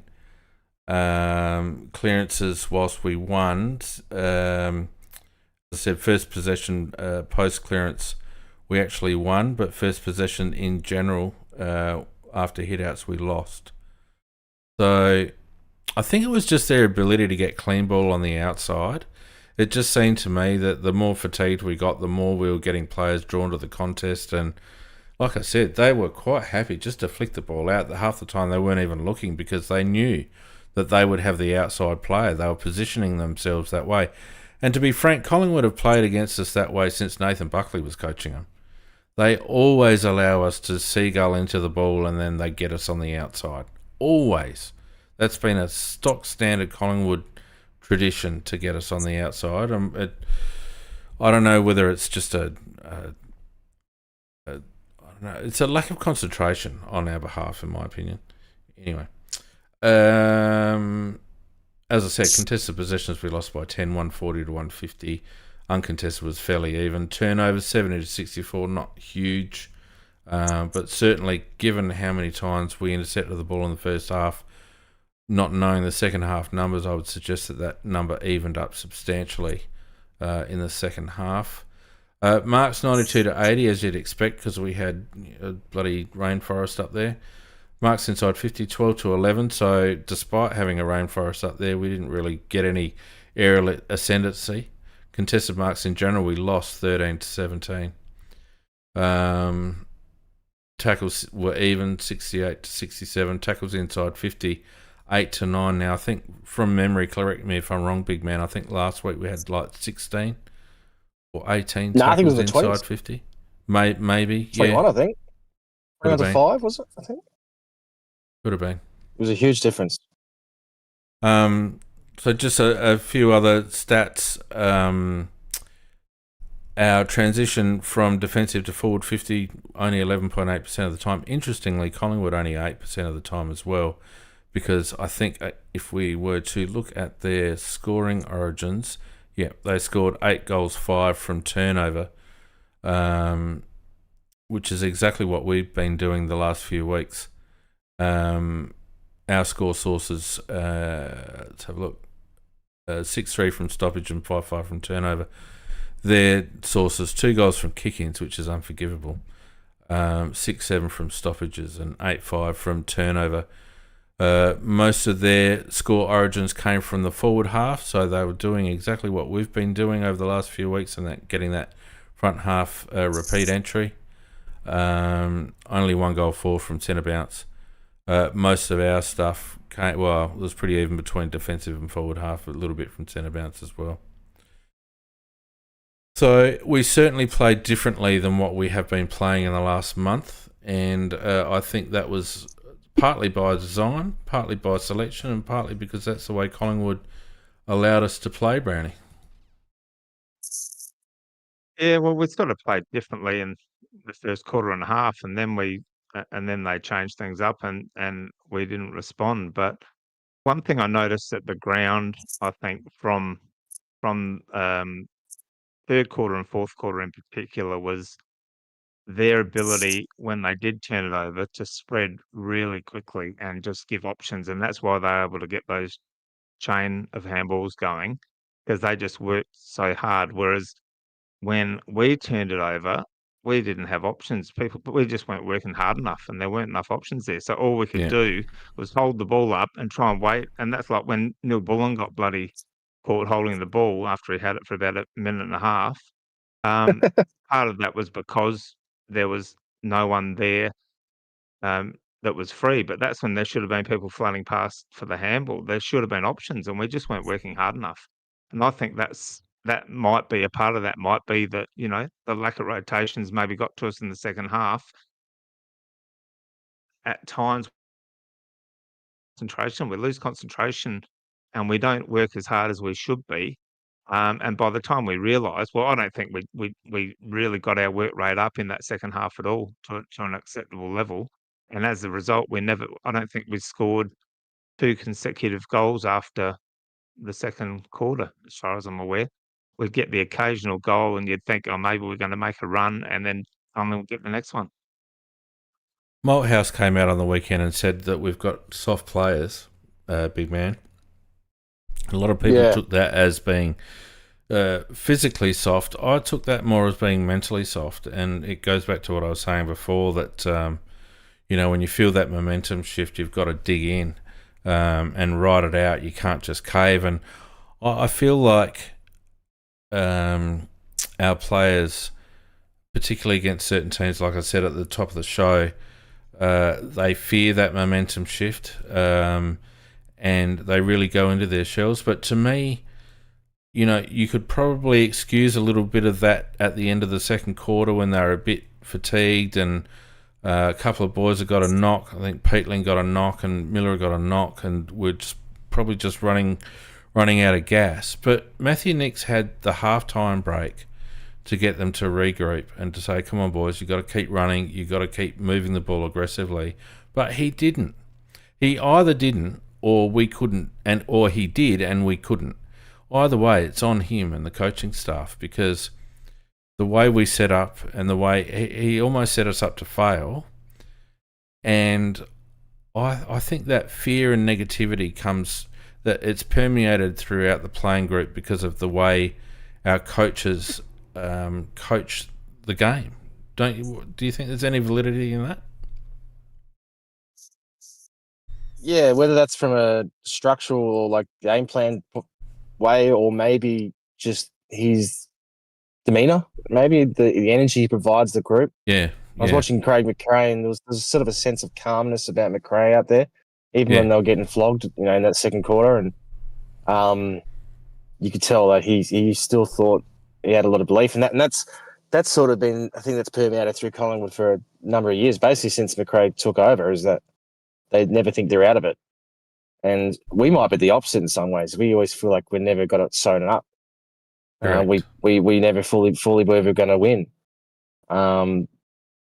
Now, because some people talked about, we drink our own bathwater, we think we're going to win, like the showdown, stuff like that. And I don't really subscribe that so much, because I think that we knew what we were getting into. We knew Collingwood were going to bring it. They've been in good form. They've got a great record against us, particularly at Adelaide Oval. It was when, Groundhog Day started to show up again late in that second, early in the third, where I think our boys just froze again and thought, "Oh, no, here we go again." Because at some stage they probably thought, "Oh shit, we're 5 goals ahead now. Things are going well. I think we got the monkey off the back. We're actually going to storm this home." And Collingwood didn't allow that to happen, and our boys went, "Oh shit, it's happening again." And I do think they get ahead of themselves. I do think they get ahead of themselves. We were definitely ahead of ourselves in the Port game. We were interacting with the crowd early, giving the crowd shit and all the rest of it. I definitely feel like we get ahead of ourselves. Well, I mean, what's there's a fine line between showmanship and trying to feel like you own the place and getting ahead of yourself. I think there's a blurry line. 15 minutes into the 15 minutes into the first quarter, you haven't won anything, big man. You've got nothing to be bloody beating your chest about, and yet against Port, 15 minutes into the first quarter, Texas having an argument with the port supporter in the crowd. Well, I'm saying that I think this game was a bit different to the showdown. I think the showdown, we definitely underestimated them when we should not have, because it's a showdown. But this game, I think it was more that it was Collingwood. And I don't think Nix has done a great job of getting the group to believe in themselves that they're a better team. Because on paper, everyone, like, if you're just from the outside going to this game, you look at the outs for Collingwood, the players they've got out, the form line of both teams. Yes, Collingwood have had some easy, good wins, but they're pretty easy wins. And, I feel like you look at a guy like Chris Fagan. I know he's like chewing gum and all jittery and stuff on the sidelines, but you see how he interacts with the players and the media after the game. He really installs this belief that they're really just so much better than everyone else. And you can tell that flows through the group and they believe that themselves, even when things aren't going that well. Whereas I think with our group, I don't know if they're allowed to trust themselves that much. Well, I think they're not allowed to believe that. I think there's a bit of bravado. Sorry. And like a lot of people say false bravado, which is a what do they call it? Redundant statement. It's bravado. Bravado is like a false belief, and I think you can only start believing until you've achieved, and until you've achieved, you've got no right to be celebrating anything, in my opinion. So Collingwood have earned the right to have that solid belief because of the amount of times that they went through that period where they were winning close games. They've obviously won a flag, all that sort of stuff. They've earned the right. Brisbane have obviously earned the right, Brownie, haven't they? Because they're 2 into nearly 3. We haven't earned the right to do anything yet. We should be heads down, bum up, particularly after last year's capitulation. There should be no complacency whatsoever. But a Hawthorn are absolute cocky bastards, Brownie, out there. Absolute, they're probably the cockiest team going around. They haven't won anything yet either. Flag. But I'm saying, but they get that. But it works for them because they have that cockiness. It flows through, and they believe in themselves. And I think that really makes them. That's their weapon. I think that's Brownie, a false perception, big man. Hawthorn haven't beaten anyone yet. Oh, they're a pretty good team. They haven't beaten anyone yet. They haven't beaten anyone yet. At least they won a final last year. Yeah, I know, but it was against us. So I mean, But two of them. I agree. We don't have the right to be cocky, and at times, I don't think all the time, but at times we can come across a bit way. I definitely thought that Tex interaction with the crowd in the showdown, that just, he should have been focused on the game, not focused on interacting with the crowd. That was a pretty bad look, I thought. But I think more of the problem with Collingwood is just mentally, we just don't. As soon as they come at us, we think, oh, here it goes again, and we just can't cope with it mentally. And I think Big Man just said, a lot of that probably comes from Nix because he's never really, even before the finals last year, he didn't sound confident. He sounded nervous. He doesn't sound like terrible pre-match. Terrible pre-match. And he doesn't seem like he actually believes and like he trusts the group. And when the coach doesn't trust the group, and whether the group trust him, because the fact that the games when it goes wrong, we don't appear to ever really make meaningful changes to change the result of the game. There's probably a bit of a trust issue both ways, I think. Boss, do you think Do you think Nix talks up the opposition team too much? I think he uses it as a throwaway, get out of jail free card. Oh, we were playing a very tough opposition. How many times have you bloody heard him say that? I reckon he could play against the bloody Glandor under 9s and say that. It's ridiculous. Look, the problem, Brownie, with the Collingwood narrative is that we're the same against Hawthorn, we're the same against Geelong, we're the same against 3 or 4 bogey sides. And they're all the bogey sides we've got to beat. What's the common denominator with those sides that you just mentioned? They're all well coached. Yeah. And against Richmond or Essendon or any other side, if they're coming at us, we probably know we've got the better side and we know that we can beat them. But when it comes to those sides that are well coached, we don't seem to manage it when they come at us. And, I think that shows out. Well, I think that's I game, feel set, like match, Nick. Brownie. That what you just said there is game, set, match, because I think that Nix knows that as well. Nix, if you have a look at now, what was the stat you would have seen at Big Man on Big Footy? His winning record since 2023 against the top 5 teams is something like 27%. Good, isn't it? 27% win-loss ratio or win ratio since the beginning of 2023. Lost 77% of our games. I feel like Nixie boosts the ego of other teams. The teams are playing more than his actual team. And I've actually heard some people refer to us, particularly from certain other supporters' bases, that we're too cocky and get ahead of ourselves. If anything, I don't think we're cocky enough. I don't think we have enough belief in ourselves, and I think that's a big reason why, in primetime games against teams that we've struggled against historically in the past, we freeze up and get stage fright in the moment. See, I disagree, because if you come up cocky against a team like Collingwood or Hawthorn, you've got no. It's false. There's no basis for it.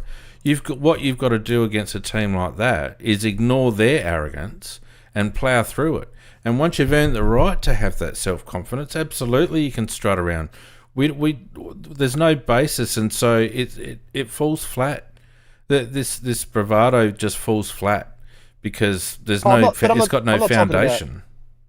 I'm not talking about grandstanding and waving to the crowd and stuff like that. I'm talking about getting into your opponent, feeling like you're the alpha dogs of the ground. Even Freo, you look at the way they play it, especially at Optus Stadium. Well, they've got some dickheads in their team, Voss, Mason Cox, and others, but it works for them. They create this feeling that they're the big dogs in town. I feel like we give the opposition too much room to bully us and feel like they're on top. Maybe I'm just a little bit negative towards the way you've framed that, because I don't think teams like that go out to be the quote-unquote alpha dogs. I think that's just a blind will to win and a confidence in their own ability. I don't think that's arrogance. I don't think that's some sense of wanting to dominate the opposition in a physical way or whatever. I just think they're harder at it. But Collingwood were harder at the ball when it mattered most against us on Thursday night. Blokes got brushed off the ball by De Goey and Sidebottom and these blokes, because they it's not about them puffing their chests out and saying, I'm better than you. It's just they wanted it more. Simply wanted it more. But aren't those things linked? That if you have that self-belief, you're more likely to feel like you're going to win the next contest, and that's where confidence, momentum comes from confidence. But big man, I guess what I'm saying is that sorry, Brownie. I guess what I'm saying is you cannot exude that kind of attitude until you've done it. And like in our players' minds, when they play against these sides and they continually get brushed off at big moments, you can't then come out the following week, the following time against them and go, well, I'm just going to brush you aside. There's no basis for that. You've just got to roll up your sleeves and do it. What do you sit, Brad? Go on. Yeah, I'm sort of a bit in the middle. I do think. Such a fence sitter. We against the top sides, against the top Welsh coach sides, I do think that we don't play with enough confidence. As soon as a few things start to go wrong, I think we second guess ourselves and we get a bit negative. I don't think we necessarily do that against the lower sides, but I do think to Boss's point on the weekend, it was clear at the ground that they just wanted the ball more than us. And some of the marking contests where we just took a couple of short steps and we didn't completely commit because we knew that contact was coming. You don't see Hawthorn and Collingwood and Geelong do that, but we've got a couple of guys that do it regularly. So when Malthouse said that we were soft, see, I took it as being he was saying we're physically soft, but maybe actually here on what he actually meant, because he said, I'm not going to mention players' names. When he said, I'm not going to mention players' names, that gave me the belief that he was actually talking about individuals. But saying that there were quite a few. So it's hard Well, to that's know, interesting. but I reckon, yeah, I do think he definitely had some people in mind because he specifically said, "I'm not going to mention names," but so, Oh, and yeah. I think if he saw some of the efforts that I saw, that was what I took out of it. That we were a bit Th- soft, and I saw it 2 or 3 times in the Sydney game where like a couple of times when Neil Bullen pulled out of a one-on-one contest for the ball and also a marking contest where he just took the short steps to make sure that he got there just a bit late. Um, that kind of stuff scares me because when people see that, it's not from their teammate, that doesn't inspire confidence. If they see their teammate get poleaxed, but he's gone hard and all he's looked at is the ball, that's Yeah. inspiring. I don't think we have enough players that like the Luke Hodges and those guys that are just selfless and go hard and all they want is the ball. Whereas I think Collingwood play that way, and that's what we've got to try and get to. I didn't And listen to what? the Malthouse comments, but sorry, boss. I was just saying No, go I on. didn't. I saw the little quote. I didn't listen to the comments because Malthouse is a dinosaur at this point. But it is interesting because if he's talking about individuals, and that suggests that he meant physical, then I reckon. And Well, do you it's not think ironic we've got because some soft physical players? I think I think we probably do, but every team does, and it's how you work around that. Yeah, obviously you want them to reach a minimum threshold of being hard and going when it's their turn, but not a Braden Cook has to be as tough as a James Petling, if that makes sense. Um, Yeah. but I will say that it's a bit ironic he's saying that because the bloody whole media was lauding us as the toughest team in the competition after the Sydney win. No, So it's highest pressure interesting that he team. has There's a that. big difference. Highest pressure team, No, big difference. they was saying I was listening to Crunch Time and Sam Edmund and Joe Waitley and all those also, and Adam Simpson even saying toughest team in the competition. They don't give you an inch, and we are one of the highest contested ball teams and hard ball gets and all that stuff. So it's interesting that I'm not saying Malthouse is necessarily wrong. It's just interesting that he had that point of view after that Collingwood game, given what we did against Sydney only 6 days beforehand. Well, I think that we're a tough team until we're met with equal toughness, and then we go to water. That's what I think, mentally and physically. I feel like the Sydney game, there was no expectation on us to win. The ground was wet, so the game would slow down a little bit. So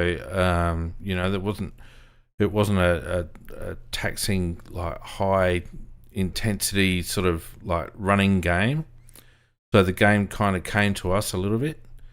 But there's been plenty of times, even games that we won, like the Western Bulldogs game, that I keep coming back to that. Yes, we flogged them for a quarter and a bit, but they amped up their pressure and we wilted for a little while in that game. Sydney amped up their pressure in the middle part of the game against us, and we went to water. They chipped away at us, and we couldn't make any headway.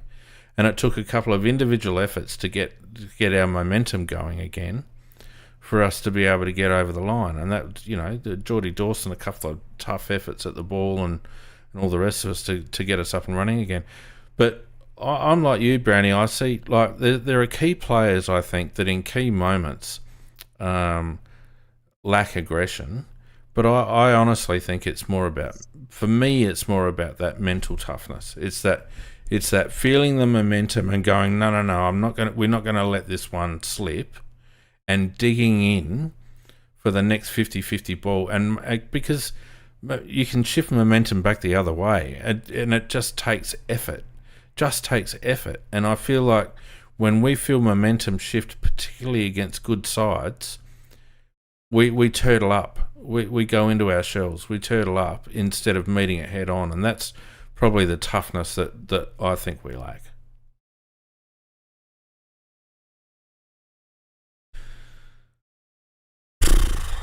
All right. Said, Brownie. I think he nodded his head. For those listening on audio during the week, on podcasts, because this is also an audio medium, Jeffrey, Brownie nodded his head. Had nothing to add there, mate. Oh, look. But look, I think some of that mental softness is in the coach's box, and I think it rubs off. I agree with really that. do. I think there are certain coaches that are in Matthew Nix's head rent free, and Craig McRae is certainly one of them. Even when we beat Brisbane, Chris Fagan, you'll notice Chris Fagan doesn't give us an inch, does not give us 1 ounce of praise whatsoever when we occasionally beat Brisbane. He's usually like, well, we probably should have won that game. We didn't play that great. We played pretty well, but just a few things didn't go our way. Not an ounce of credit. Whereas, like you said, big man earlier, Nick's win, lose or draw, we're always playing high quality opposition, aren't we? Always high quality Nick's would be more likely opposition. to say. Nick's would be more likely to say, "Oh, we got lucky to win that one." Yeah, exactly. All right, let's have a look at some individuals. Not that there's a huge amount of individuals to talk on the positive side.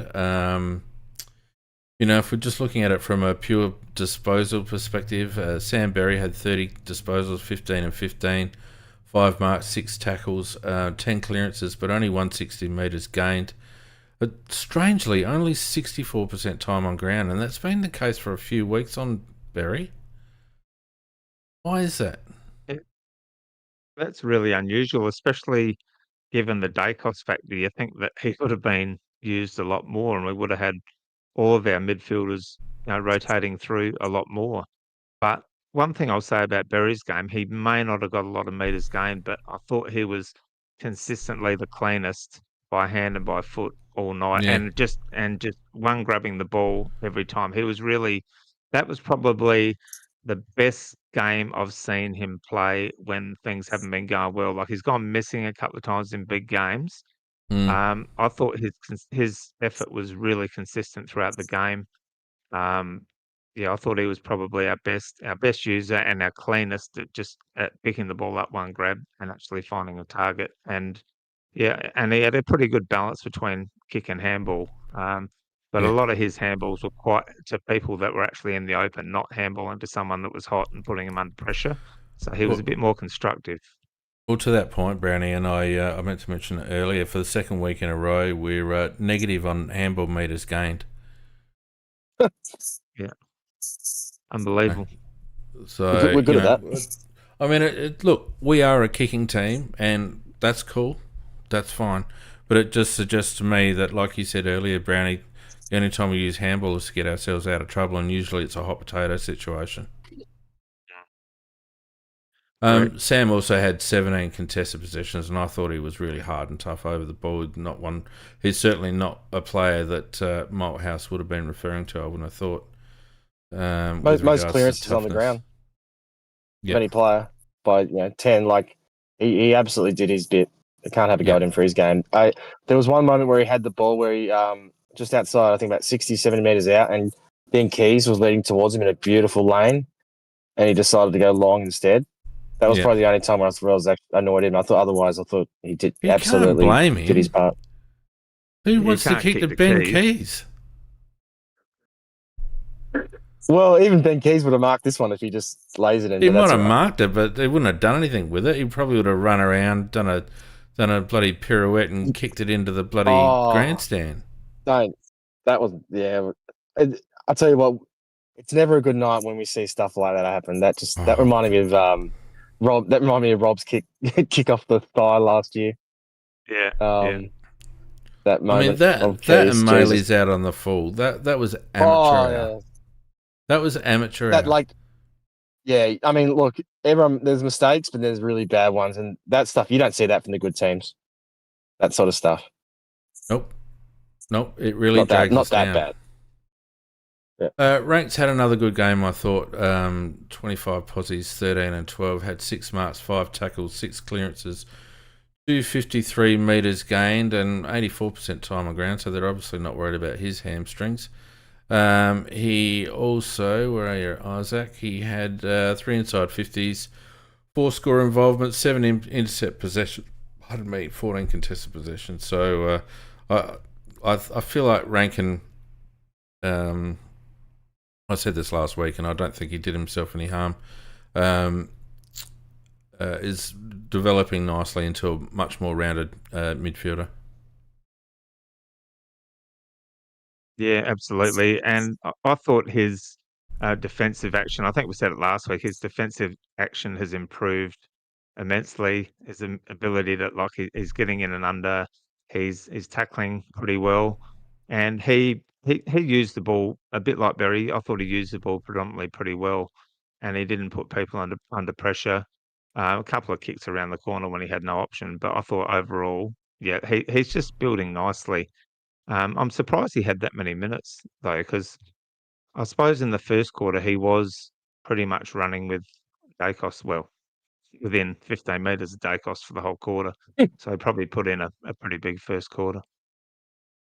Yeah, I thought his hurt factor was a bit down. I know his contested numbers look great, but it was a lot of loose balls, handball sort of stuff. Not a huge amount of dashing or scoreboard impact. I'm not having a real big go at him. I just think that there's another level from him that I'd like to see.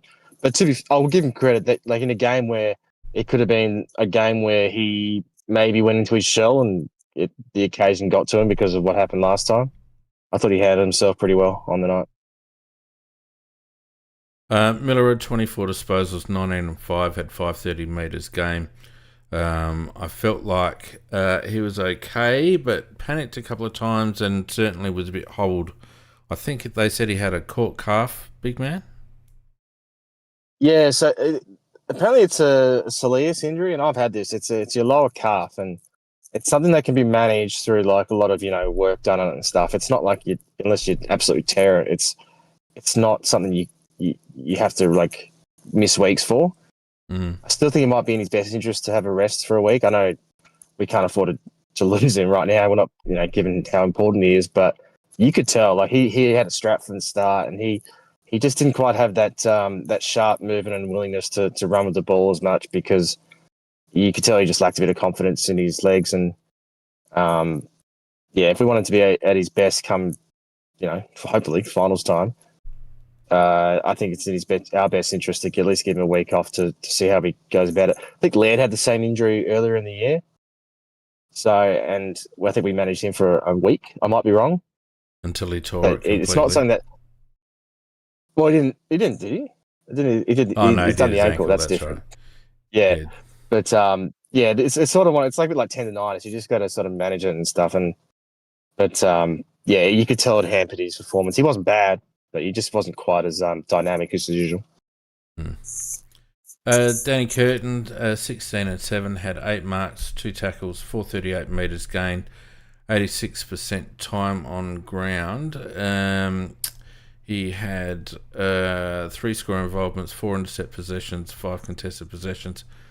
A lot of people saying it was his best game for the season. I wasn't completely convinced. I thought he did a couple of good things. We are using him as that bailout option, which I think is a bit ridiculous and so one-dimensional. That's another thing that I actually, just as an aside, Brownie,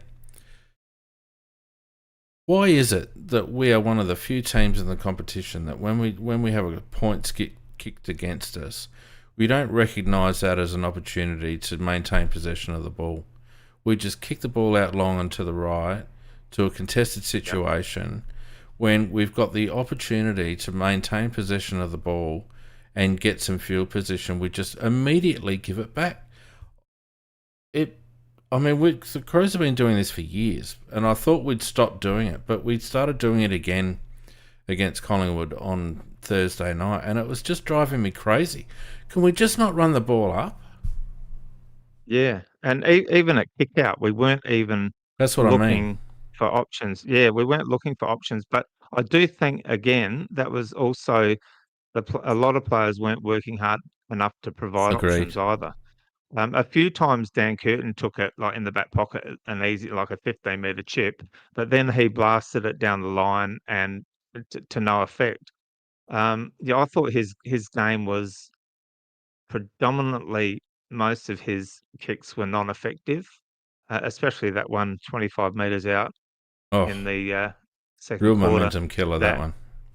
That was one of the 4 chances to score it, in halfway through the second quarter. That could have completely changed the game had we just kept that roll going. And he and Keys and a few other things, it didn't go to plan. But I didn't think he used it that well. He got a bit of the ball, and he does struggle to use the ball quickly when he's in tight contests. When he's got traffic around him, he does struggle to move it quickly. I think he's going to have to get quicker with his reaction and with his hands if he's going to play midfield, because he's not going to always get the ball where he's got 5 or 6 seconds to bloody balance and Agreed. kick. Yeah. How'd you see his game, big man? Yeah, just quickly on the kicking out, I've noticed that too. I was watching the St Kilda game today, especially when Nazai got it, but same with Brad Hill. St Kilda can basically run it up to their defensive, like the 50-metre arc. They're given that much space.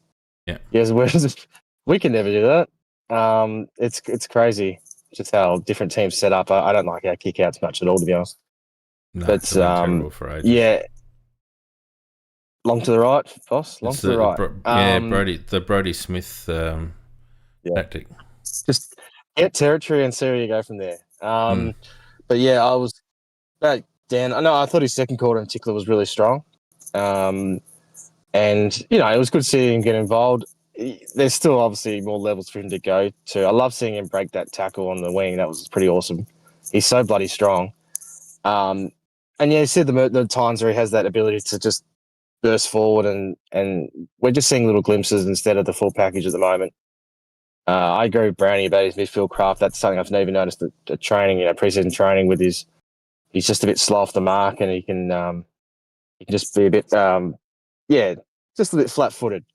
But the positive thing is that if he does get it in tight, he's so hard to bring down. He's probably going to fish out a nice handball to someone. So he's got a long way to go in terms of that. But I think it was good. I'd say he's in our top 5 players, even though we didn't have a great night in general. But yeah, he's pretty solid. I'd still like to see him in the CBAs. Can we just please get him in for the last few weeks? Yeah. We've got Essendon and Richmond coming up. Just get him in. Peatling's got a hip flexor issue apparently. So if he's in doubt, I know we're going to bring in Draper or Edwards or someone, and we should anyway, but I'd really like to see Dan get some time in there and even just move Dawson out of there to, freshen him up a bit, let him play on the halfback flank or forward or whatever. Yeah. Speaking of Geordie, 22 disposals. I think he had 15 to half time. So only 7 in the second half. And I think actually he might have had almost 0 in the third quarter. 15 and 7, 2 marks, 7 tackles, 5 clearances. One thing that we're missing from Jordan is his marking. That seems to have dropped off in recent times. 492 metres gain though. You can't fault the guy's work ethic, but they sat on him pretty hard, and none of our coaches wanted to make it any easier for him. 4 inside 50s, 6 score involvements, only went at 55%, which is the other knock I've had on Geordie recently, is that he's usually good for 1 or 2 bad ones early, Brownie, isn't he? But the last few weeks he's been pretty average all game with his disposal. Yeah, I'd agree. The Sydney game, he didn't do any damage with his disposal, and even in the first half of this game, he probably had about 2 kicks that were handy and hit targets, and a lot of the others were either kicks under pressure, because he was really being watched closely, or just kicking it long to a pack. So I don't think he's been anywhere near as effective by foot, but his marking has really dropped off. He's fallen off a cliff, and when he's playing his best footy, he's taken 6 to 8 marks a game, and then he can really get time to use the ball. But when he's using it under pressure, quite often he's just sort of squirting it out sideways 20, 30 metres, and it's not really hitting a target. Well, and the smart teams cover his left side. Yeah. Yeah. If he's got a calf issue, I wonder if it's like affecting his leap a little bit, and that's why he's not running his jump as much.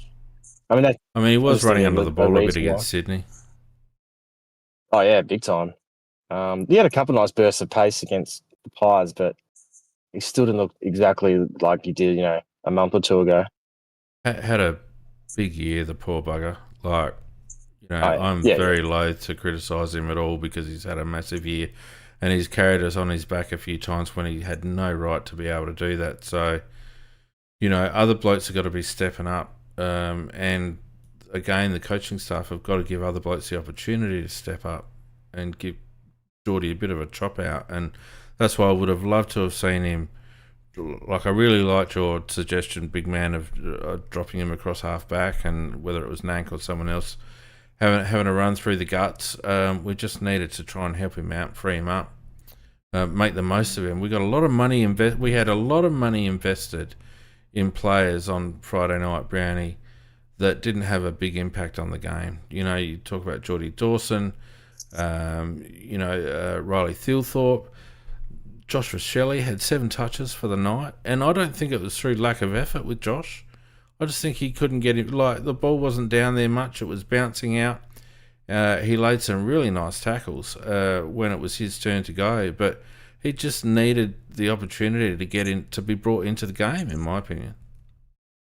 Yeah, it definitely wasn't work rate. He was running up and down the ground really hard.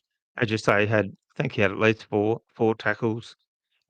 He just couldn't get on the end of it, and that was, the way it was coming in. It was difficult. Yeah, that would have been an opportune time to, as I said, I would have swapped him and Rankin and given Rankin, so you still had someone with some Yeah. forward craft in the pocket if the ball did, spill. But yeah, again, lack of creativity, and there's no point leaving it until bloody finals and then trying him. We've got to give him a bit of a run at it so that we have got those options when the finals come along. Because all you need is a Berry or someone to bloody go down early in a game, and you're going to need someone to put in big minutes. So we've just got to have more options. Big man, what? Like, I remember when Nix came into the club and he was talking about using our weapons and allowing players to use their weapons and all the rest of it. Do you think he's been true to that? Are players like Joshua Shelley and Riley Thilthorpe and Luke Nankervis and these blokes, are they really being played in a manner that allows them to utilise and exploit their one-woods? Well, it seems to vary from week to week. Like last week, I loved Rochelle's game last week because I thought everything he did had scoreboard impact.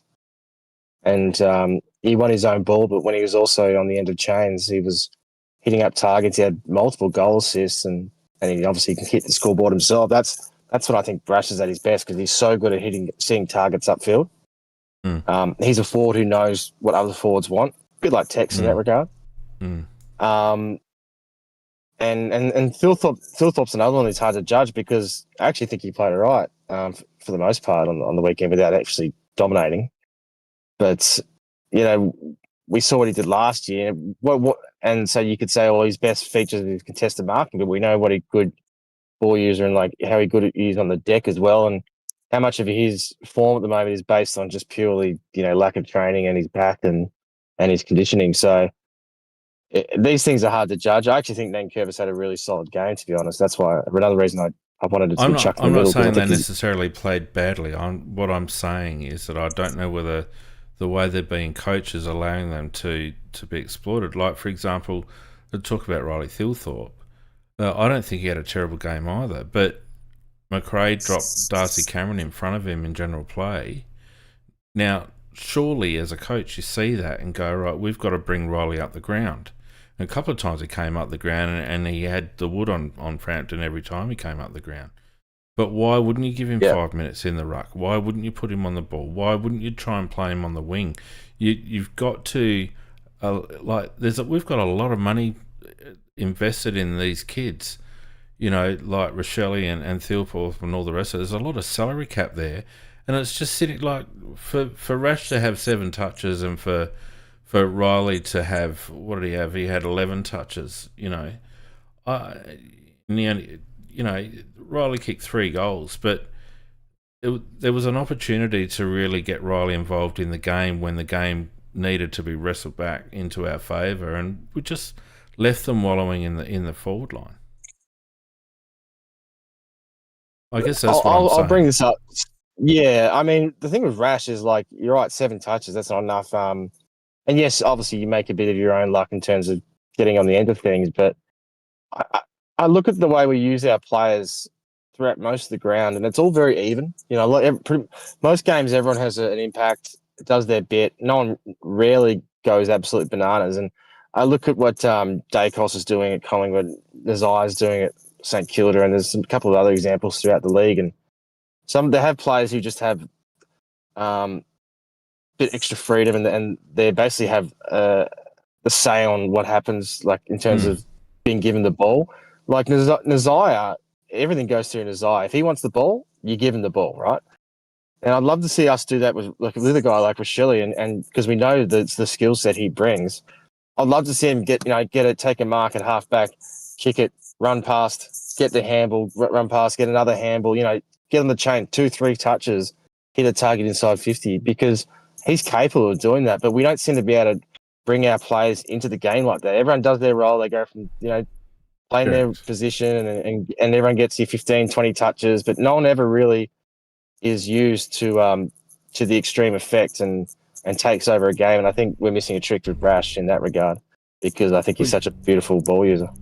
Well, Brownie, you would have seen, I'm sure your young lad might have mentioned to you that LeBron James has gone to Philly for the next NBA season. And I guarantee you that LeBron James at 40 years old, if he wants the ball, he will get the ball. He will be the man. And basketball is played very much like that, where you have a couple of stars and the rest of them are just role players. And I don't disagree with what Big Man's saying. I think you've got to recognise who your star players are, who your champions are, and you've got to get them the ball. Exactly. And with Dilthorpe, like everyone says, he's got a great motor. So if he's got a great motor, let him play that more Nick Riewoldt role where he's running up the ground and getting the ball. And also, push him. When he pushed into the ruck last year, he had an immediate impact on the game, and he also his possessions increased dramatically. Yeah, and also, he was behind the ball when it came out, and he was taking marks, and it just gets him involved. And with Rash, the same thing. If he's not getting the ball, you either put him on the ball, or you tell him to just motor up the ground, and as Big Man says, just try and get the ball at halfback, and then run through and try and impact as it's coming inside 50. I think we're just too one-dimensional, for sure. I look at it.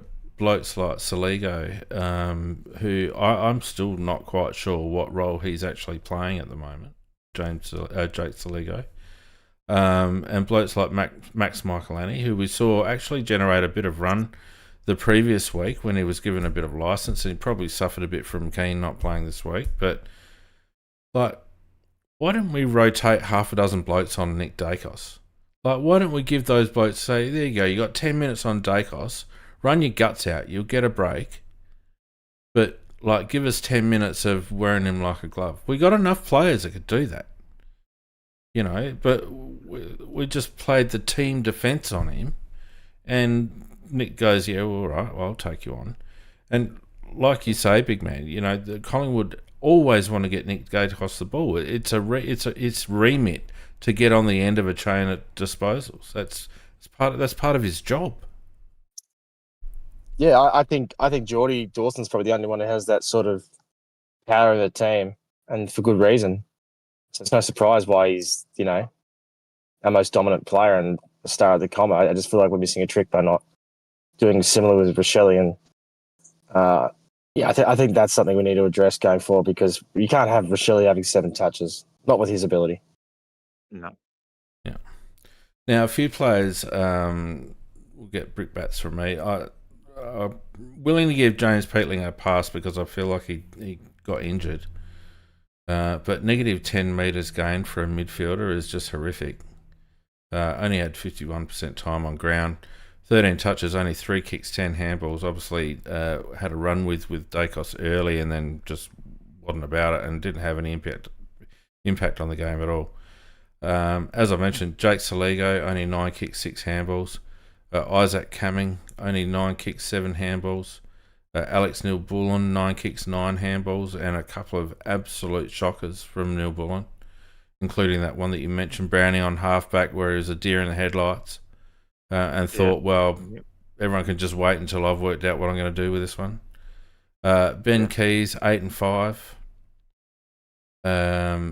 Your man, big man, Milk, although I'll grant you that he obviously had a job on the other Dacos and didn't do a bad job. But only 2 kicks, 6 handballs, and got bullied a couple of times by Jordan Nagoya and a couple of others. Rash, as I mentioned, 5 and 2. 5 and 2 from Josh Shelley. Stuck down there up forward. You know, we're talking about a lot of players that we were actually saying had really solid games against Sydney.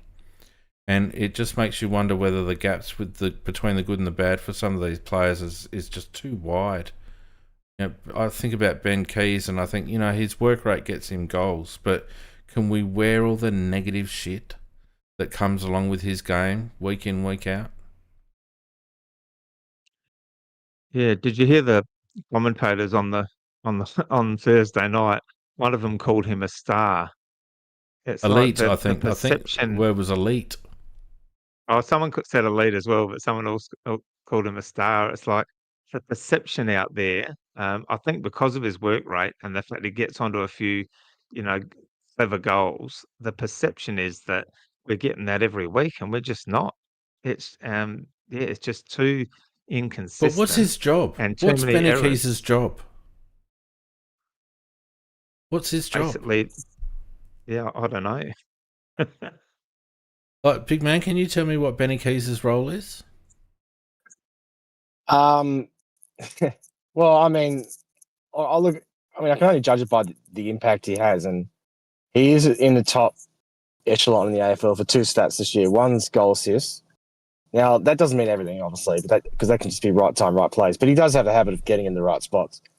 And the second one is tackles inside forward 50. He's our best tackled inside forward 50 player. So I argue that he's there for forward pressure.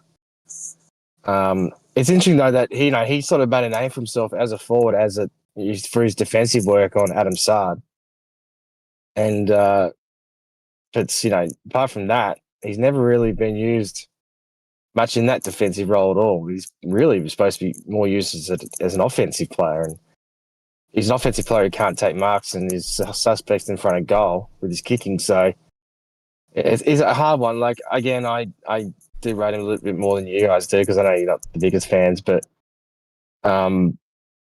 he's a hard watch sometimes. I won't lie. Yeah, when he's got opportunity to lace out a player and he goes for goal, and if you're gonna not reward Texas' lead when he was in that in that second quarter, and you're gonna go for goal, you've got to get it. Especially when Tex was on a bit of a roll, he kicked 3 beautiful goals, and he would have been the best option. He would have been 35 meters out. That's the kind of stuff, the kind of selfishness around goals. Sometimes I think is a bit of an issue. Yeah, and I think that's the tough one because we see the times like he's a high goal assist player.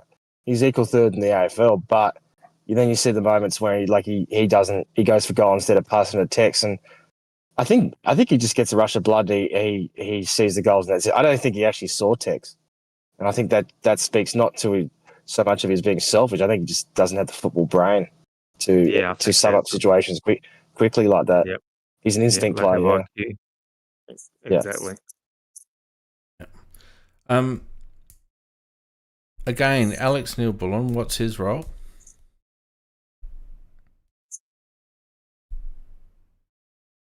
Work hard up and back, up and down the ground and pressure. But yeah, But he's supposed to be a link man, and he's playing that high half forward role.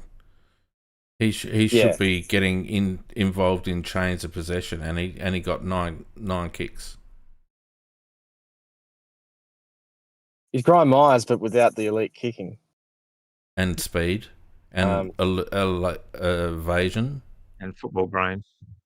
Oh no, I think he has a football brain, but geez, he made some bad errors. It's hard because his consistency is actually quite impressive from week to week. It's basically the same output each week, but the actual influence he has really does differ. And I thought he had a pretty ordinary game on Thursday. I know you're not a fan, boss. 2 weeks in a row. Yeah. Look, I'll give him credit when it's due, and he's had a couple of good games this season, but his last couple have been absolute stinkers, and if we've got any selection integrity, he doesn't deserve to be in the side at the moment. I just feel like he doesn't have much scoreboard impact as much as I'd want. You know, his stats look nice on paper, but I actually don't think he has much influence on results. And yes, that sort of comes with the territory of being a link guy because you're sort of the part of the chain. But yeah, I can't imagine opposition teams thinking, "Gee, Neil Bullen's killing us today." Yeah. No. Isaac Cumming, another one. You know, and I've purposely talked about the 3 recruits from, you know, a year or two ago. I'm honestly terribly disappointed with Isaac Cumming. He seems reactive. I actually I think he's got some really nice skills. But I just it doesn't get enough of the ball. He doesn't get enough of the ball, and his hurt factor is he's great at delivering the ball inside 50, but we never put him in that position. He's often quite deep in defence. Again, I don't know. I actually think his first half was pretty solid. It was. I thought he was having quite a and then he just completely died out of it. As long as the rest of the team, he doesn't seem. He's not one that seems to be able to help stem the tide. He doesn't. He's good when the game's on our terms. He plays well. And you're like, gee, Cummings playing well, but as soon as things go against us, he disappears.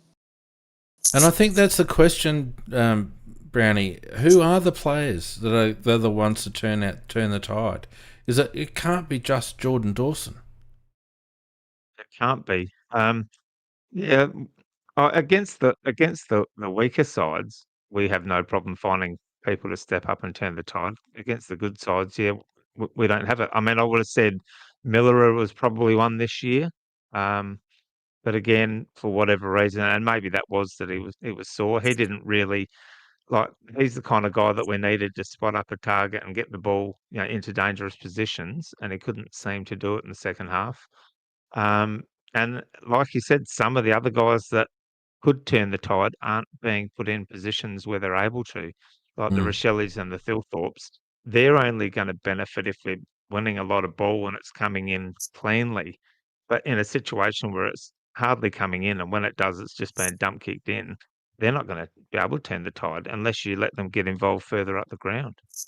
Well, I would think that you would want your experienced players and the people in your leadership group, big man, to be the ones to muscle up when the going gets tough, right?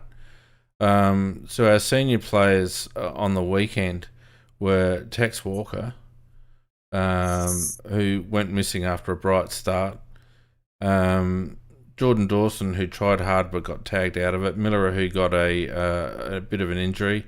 I guess you could say Rankin is now in that group, although he's still pretty young. But where's our leadership group? Alex Neil Bullen's in our leadership group. Who else is in our leadership group? Keys, is he Cumming. or not? Keys is, he's the Cumming? VC. Keys? This is exactly what I'm talking about. Riley O'Brien? Riley O'Brien's kicking you off the... Yeah, well, we knew that at the start of the year. We scoffed at the leadership group. Oh, yeah, we had like 3 guys for sample in our leadership group the other day. Well, but I guess the point that I'm making is this is why we scoffed at it. Because they're the players that you want to be able to stand up when Collingwood are coming hard at you in the third quarter, and you've got to put up a brick wall and take a bit and turn the tide. And the problem that we've got is that the senior players at our club are not those players. Unfortunately, apart from Geordie Dawson, they are not those players, and that is a massive weakness for our club, in my opinion. Yeah, can't argue with that. I suspect, when I think of our leaders, apart from Dawson, maybe Fogg, I feel like it's more of an off-field leadership group than it is on-field. But it can't be that. Honestly, it can't be that. No, I'm not saying it should be. I'm just saying that's how it is. Yeah. Yeah. These are great people. Great people off the field. Like Neil Board doesn't get any better. Cumming, great guy, really good team man. But yeah, not many of them are actual like I'm going to stand up and I can't. I'm not going to let us get overrun here. I'm going to put my foot in the ground. No, that's right. They're not that type. And it's unfortunate because again, I think Cummings' output has been very inconsistent. I do like him, but yeah, it's hard not to be disappointed because he was having a real influence in that second half, and we've seen it time and time again. Now he does. Yeah, I've said it before. He goes to water a bit when things go against us. So that and I think that's where it's going to get found out in finals, and I think that's where we go a bit missing in big games because our experienced players. I mean, you look at Collingwood's experienced players. Pendlebury, who just knows when to bob up and do something. Still, side bottom the same. Jordan De Goey's having a great back end of his career. This season, I mean, their experienced players stand up. And then it becomes a game of men versus boys because the blokes in our engine room aren't of that same caliber. Absolutely. So, with Pendlebury, just mentioning him, like his stats weren't that much less than bloody Dacos, and we didn't put any time into him as well. I think he had 17 and 12 yeah, and 29 385 touches. metres. We put no time into him, knowing that every time he gets the ball, it gets used efficiently and it generally finds a target. And Well, he still was another side one that bottom's was another just, one. 23 yeah, touches.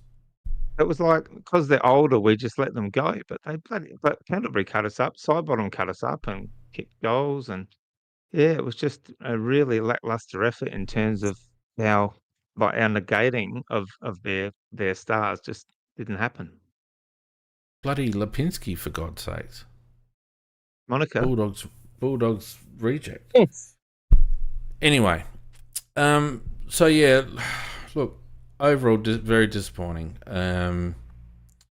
Puts us back in the pack, probably out of contention for a top 4 spot, which is extremely disappointing if you ask me, because that was probably, big man, where I was most flat about the fact that we've had a couple of times to really nail it of top 4s or really get in amongst the conversation for a top 4 spot. One against Port and this one against the Pies. And not only have we fluffed our lines, but we've absolutely shat the bed both times.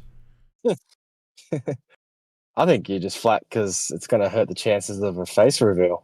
But couldn't give a shit about that in the grand scheme of things, mate.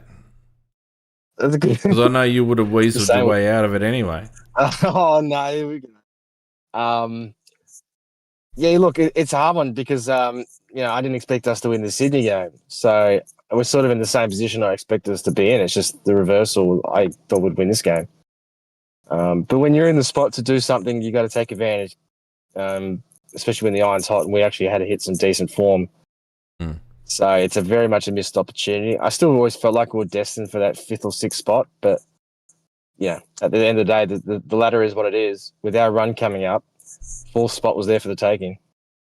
And, I mean, the pessimist inside me looks at it, or I guess you call it the optimist, that would have us playing Freo in a qualifying final at Optus, so we're going to lose that anyway. So it's not, at the end of the day, we're probably going to only make a semi or prelim at most.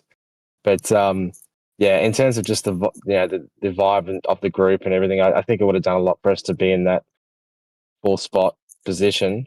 Now it's up to the gods and obviously us to get the job done anyway. I mean, we've got 3 very winnable games of our last 4.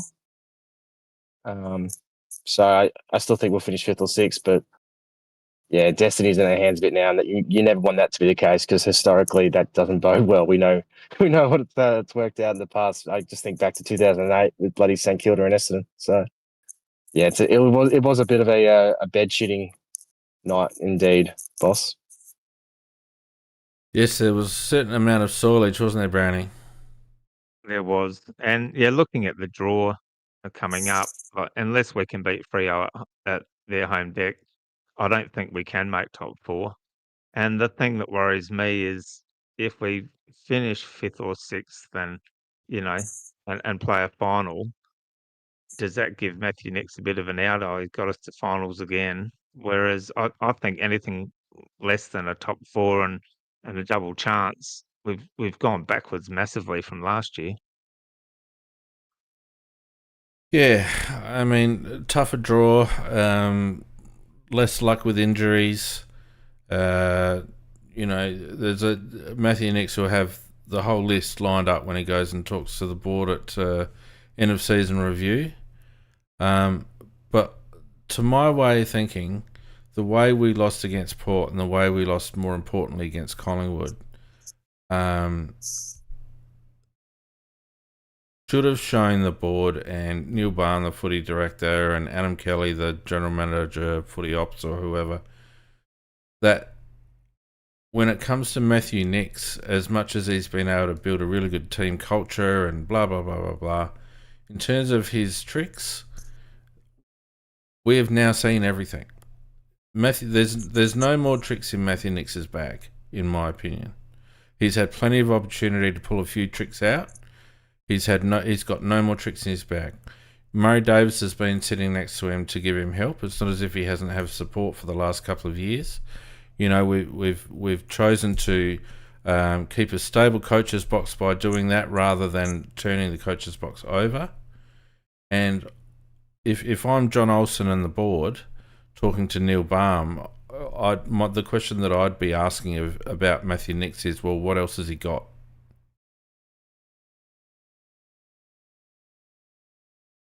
Yep, totally agree. I think, the fact that we've had 2 seasons where clearly we have a really good list. We might have had a few injuries, but we've still had a really good team out on the park, and there have been numerous games where he's clearly been outcoached and not really shown any kind of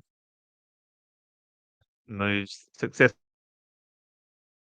Like, nothing's changing. We're getting the same shit every game. Correct. He's had plenty of opportunities to show what he's got, and clearly he doesn't have much. What are your thoughts on that, big man? 7 years is a long time, isn't it? To be in charge. It is a very long time. And I think he's getting close to the most games coached, isn't he?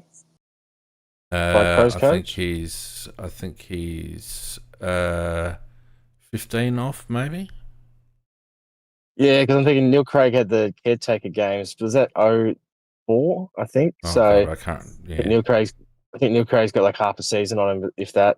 But yeah, it's I know he. To be fair to Nixie, when he got given the job, like the club was at its lowest ebb, so he was really starting from absolute rock bottom.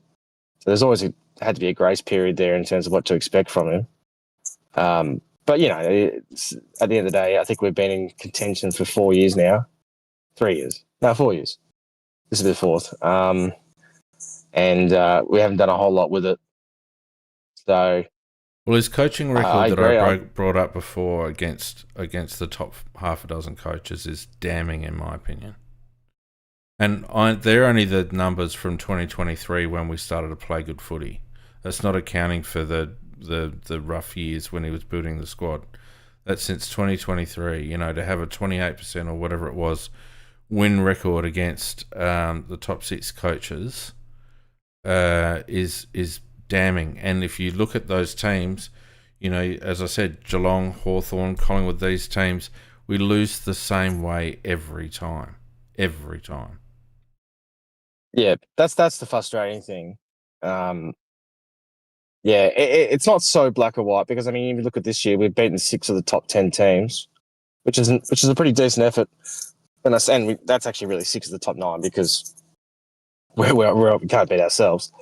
But so that's not too bad. That's better than some of the other teams around us have put up. But it's probably more the way in which it's often the same teams. I'm particularly talking Collingwood and Hawthorn.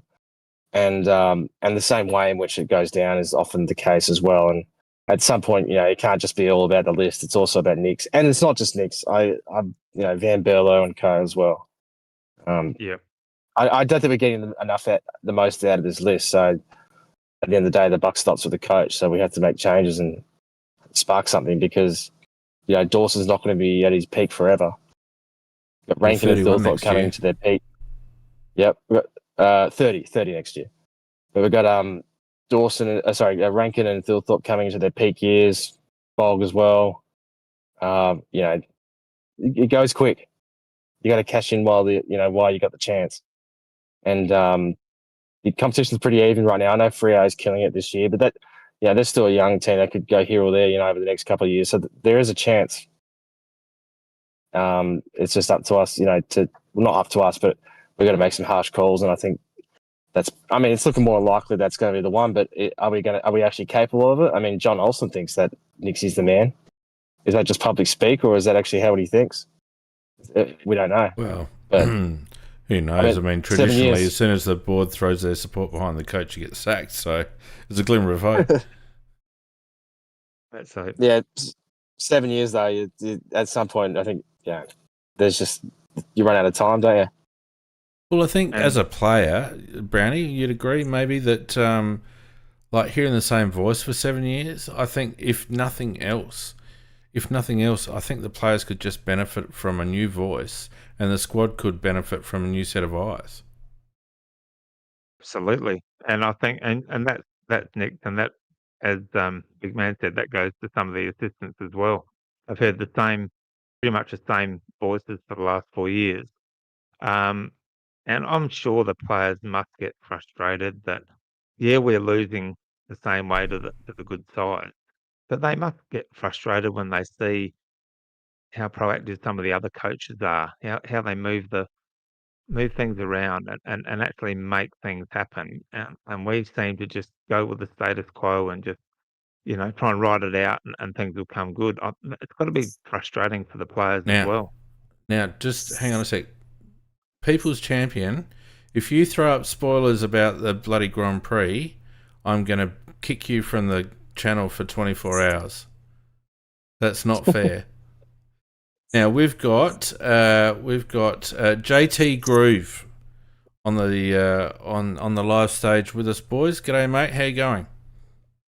Hey guys, long time listener, first time caller. Just checking my audio's up to the quality of the CrowCast before we start. Well, it's better than better than the normal bloody Big Man and Brownie audio shit that I have to deal with. Welcome aboard, Where's mate. he coming in from, bloody? Where's he coming in from? 5AA or something? That's what the mic quality is. Well, yeah. Oh, he's using a mic, not a little bloody earbud thing, Big Man, that keeps rattling on your collar, by the way. Part-time gamer sort of helps, There you go.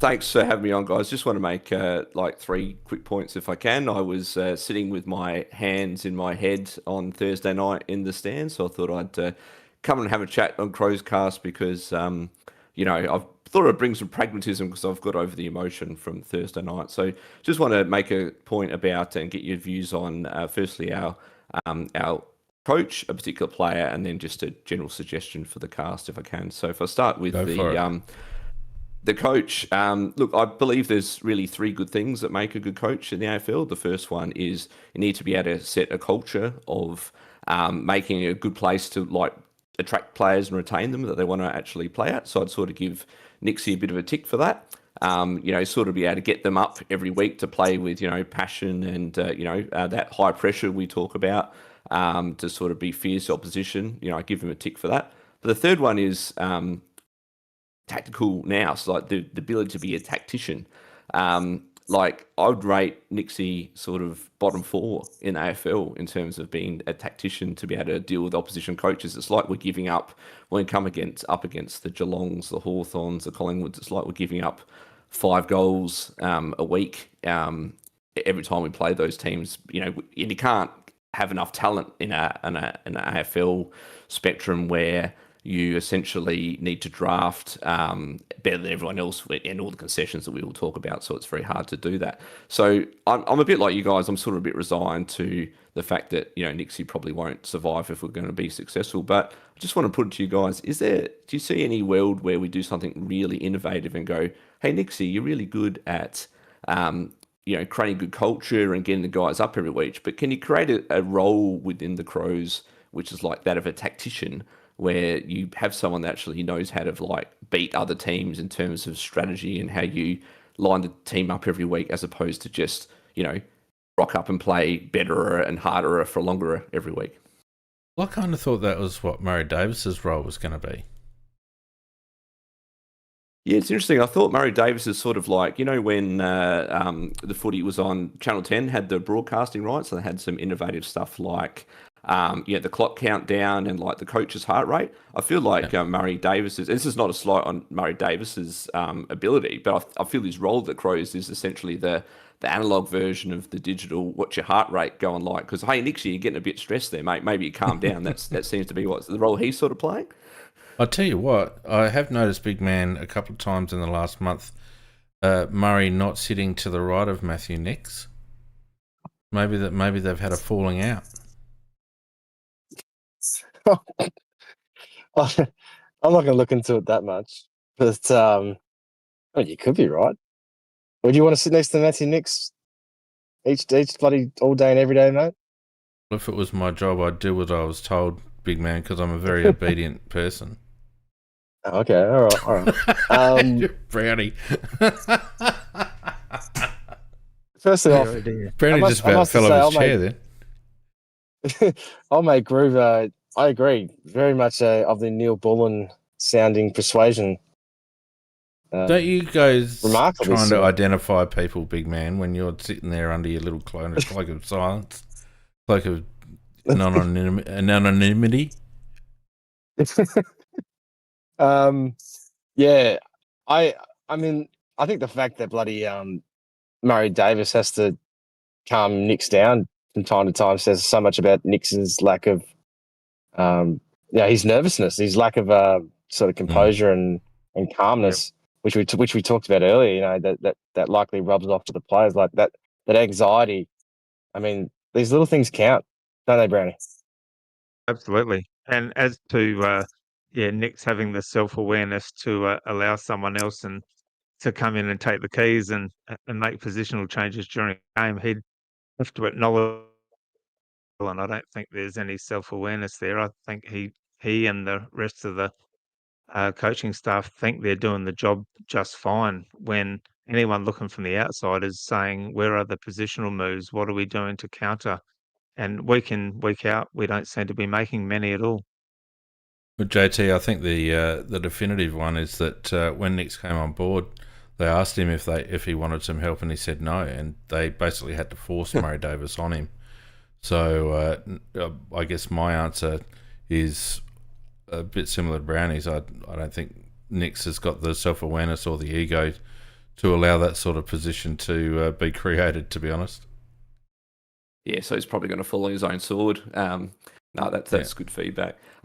So on the second question, it's your favourite player, boss, is A and B. Just want to make a comment about him. So look, I'm not going to hang shit on him. I don't think he's a net negative player like McHenry or a Murphy. I think he's a very net neutral player in terms of, look, if Champion Data collected stats about ground ball gets that resulted in immediate tackle and a ball up, I think he'd be leading the league. I find him a very frustrating player in terms of that. I don't think he's bringing much to our team. And what really exacerbates me, and I think what I really enjoy listening to you guys on the CrowCast, is it's a bit like an old Simpsons episode where the old monorail episode where I think Leonard Nimoy's in it, in terms of being Spock when Homer saves the monorail, and Homer saves the day. And essentially, then the camera turns to Leonard Nimoy, and he goes, "Well, looks like my work here is done." And then Barney says, "What? You didn't do anything."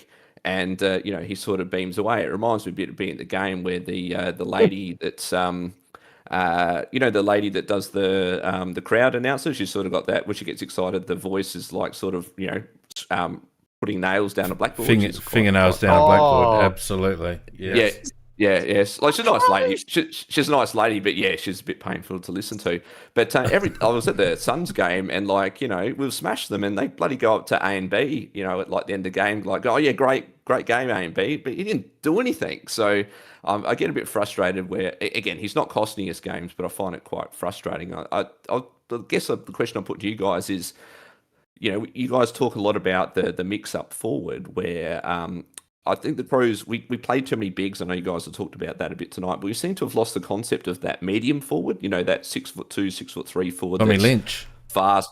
Yeah, Tommy Lynch, or whether it's, I think our sort of our list profile is probably like I mean, they're not that tall, but like, Calamachi or Pedler, where they're obviously injured. But because we don't seem to have that player that's dangerous on the ground, but that can take a mark, that's not liable when we move the ball out of when the opposition moves the ball out of our forward line, their defence, we seem to struggle a bit. So I'm sort of like, what do we do there? We're playing either guys that are too forward, or we're playing all these smalls that just don't win the ball, and that seemed to be, I guess, the rationale for playing with Collingwood, because we're so worried about Jeremy Howe just marking everything. Do you guys see any other solutions to that sort of medium forward approach, rather than just playing, bloody 6'6", 6'7" guys, rather than sort of a guy that can like take a mark but not be a complete liability on the ground? Brownie? I was going to throw to big man actually, because he follows the twos more than I do. But I was wondering whether they thought maybe that Welsh might be that sort of prototype player that, like, what's he, about 6'2", 6'3"? Something like that. Who's that? Yeah, Welsh. Tyler Welsh. And like whether he, 190? yeah. So he could sort of fit that profile. I don't know how quick he is and what his pressure's like, but I do agree. Someone that can still take a mark, that can sort of play tall and small, and has got the ability to just create constant pressure, is probably what we're missing, rather than like when Tex goes out, do we necessarily need a third tall? I'm not sure that we do. I think we've probably got to look at that mix and work out what's gonna be better. And I think maybe that sort of mid-range forward might be, sort of like a hybrid almost, that can play a bit of both, might be the way to go. I think the Wookiee big man might be the one to come in eventually in that kind of a role. There's a bit of hype about him this week, wasn't there? Or going to the Collingwood game, that he might get a little gig. I never thought that was a good move to do. I probably would have taken him over Maley, but I still don't think it was the right environment to debut him. I actually think this week would be a great chance to do it. He's had a week off to freshen up, and he's probably deserved it given his form line. I know he's only had the one big game, but he just consistently takes contested marks and has shots at goal, even though he doesn't convert particularly well at the moment. And it'd just be a nice little reward for him in front of his home family back in Victoria, I reckon, against Essendon. So I think there's a chance that I don't think it's out of the equation. If we were to drop both Ibis and Maley, I think there's a chance Ludovic comes in. We just ruck with Thilthorpe as the second one. Well, I've got to ask you this, and JT, you can chime in on this one as well if you like. If we're going to drop both Maley and Ibis and use Thilthorpe in the ruck, my question is, why haven't we been doing that the whole time? Because as I've banged on for a long time that I think Riley Thilthorpe is a ruckman, and he's just got to be the second ruckman, in my opinion. Absolutely. I think my view's always been, if Thilthorpe's playing in the centre square rucking, you need to then move Dawson up forward to be that sort of other marking forward type. I guess the thing I was thinking about over the week, with if you're going to be crazy enough to play like Finbar Maley, apart from the fact that he's got an awesome goal kicking song with Carry On Your Wayward Son, if he does kick a goal, that's about the only thing he's got going for him apart from his marking. But the thing I was thinking about was we've got all these great key position defenders. So why? I mean, it's a bit left field. I'm only making the point because you're going to play Finbar, but what bloody chuck like Joshy Worrell up there as a third, as a medium type, if you're going to play, if you've got like Butts and Murray and and ball lays down back, if that's again, that's really left field, but that's what I'm sort of thinking about to try to combat your Jeremy Howes coming across and taking the mark, because not able to do that if you've got someone that's actually a threat on the ground and in the air. Max Michelani is another shout, I reckon, in that regard. Absolutely. Boys? Yeah, I'm surprised they never chucked Worrell forward. I know he's obviously a great intercept mark, but he's actually played a lot of forward footy as a junior as well. Kicked a couple of bags here or there, Sandringham and Hallibury. So, and he's never had the chance to actually kick a goal yet. So I think he would really relish the opportunity. Not that I think we need bloody more tall forwards, but No. I don't think that. I think that's something that could be done, here or there, just to try it out, see what he's like, and maybe have an ace up the sleeve if we need to in the finals. But again, we don't seem to have that sort of creativity. I mean, a couple of years ago we put Max in the middle for 1 or 2 games and chucked him forward to tag Nick Vlossen. But apart from that, we haven't really done anything else with a lot of other players. Putting them in different positions just to see. I mean, I suppose Nick Murray up forward's been one we've gone to a bit, but there hasn't been a whole lot else. JT, thanks very much for your input, mate. Anything more before we kick you off the stage? No, thanks for your time. I just one last suggestion. I said I love the way you guys. I love the cast, and one of the things I find funny, apart from all the banter, is that you will often say, "Oh, we need to give so and so more midfield time, so and so more midfield time." So what I'd really love to see you guys do, just like a suggestion, like you do with your best 23, is maybe one time you could do a bit of a split in terms of a bit of a work through with the panel to say, who should be, if you've got 3 midfielders in a ruck, who should spend X amount percentage on ball and the secondary position up forward, or wherever there's to be an X amount of time on the bench, so you can actually have some clarity about what that midfield mix is, rather than just sort of saying, let's just chuck Milk into the midfield or Pedler into the midfield, and just sort of go through that as a bit of an exercise. I think that would be really interesting and great to listen to. Why do you got to pin us down with detail? Like, why can't we just rant and rave Sorry about that. Things? Oh, well, holding people to account. Sorry.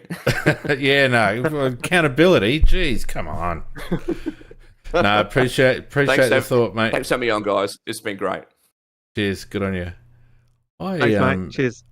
I have a feeling, big man, that was your bloody older brother or something. Far too professional for this podcast, I got to be honest. I feel like an absolute pleb now with my bloody... Certainly set an audio standard for you blokes, that's for sure. Yeah, not good. I mean... We're not gamers, mate. Me and Macca and even Brownie, we got nothing on that. That was crisp. Too crisp. 100%.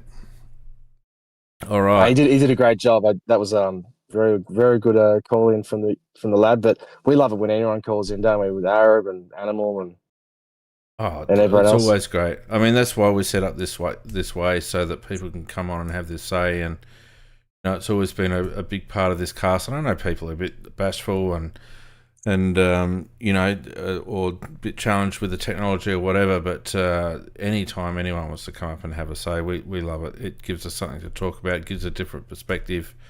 People in the crowd, don't be shy. Absolutely. Well, gentlemen, just a quick round off. We've got the one question with 2:23, so we need to round this off, but Brandon's got a plane to catch.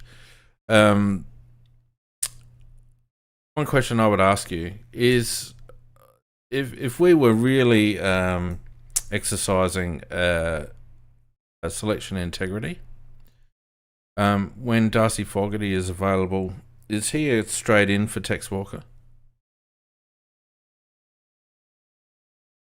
This year? Yes. Oh, I think he's an in. I think based on Tex's performance in the first half, there won't be any discussion around him not playing. What do you think, big man?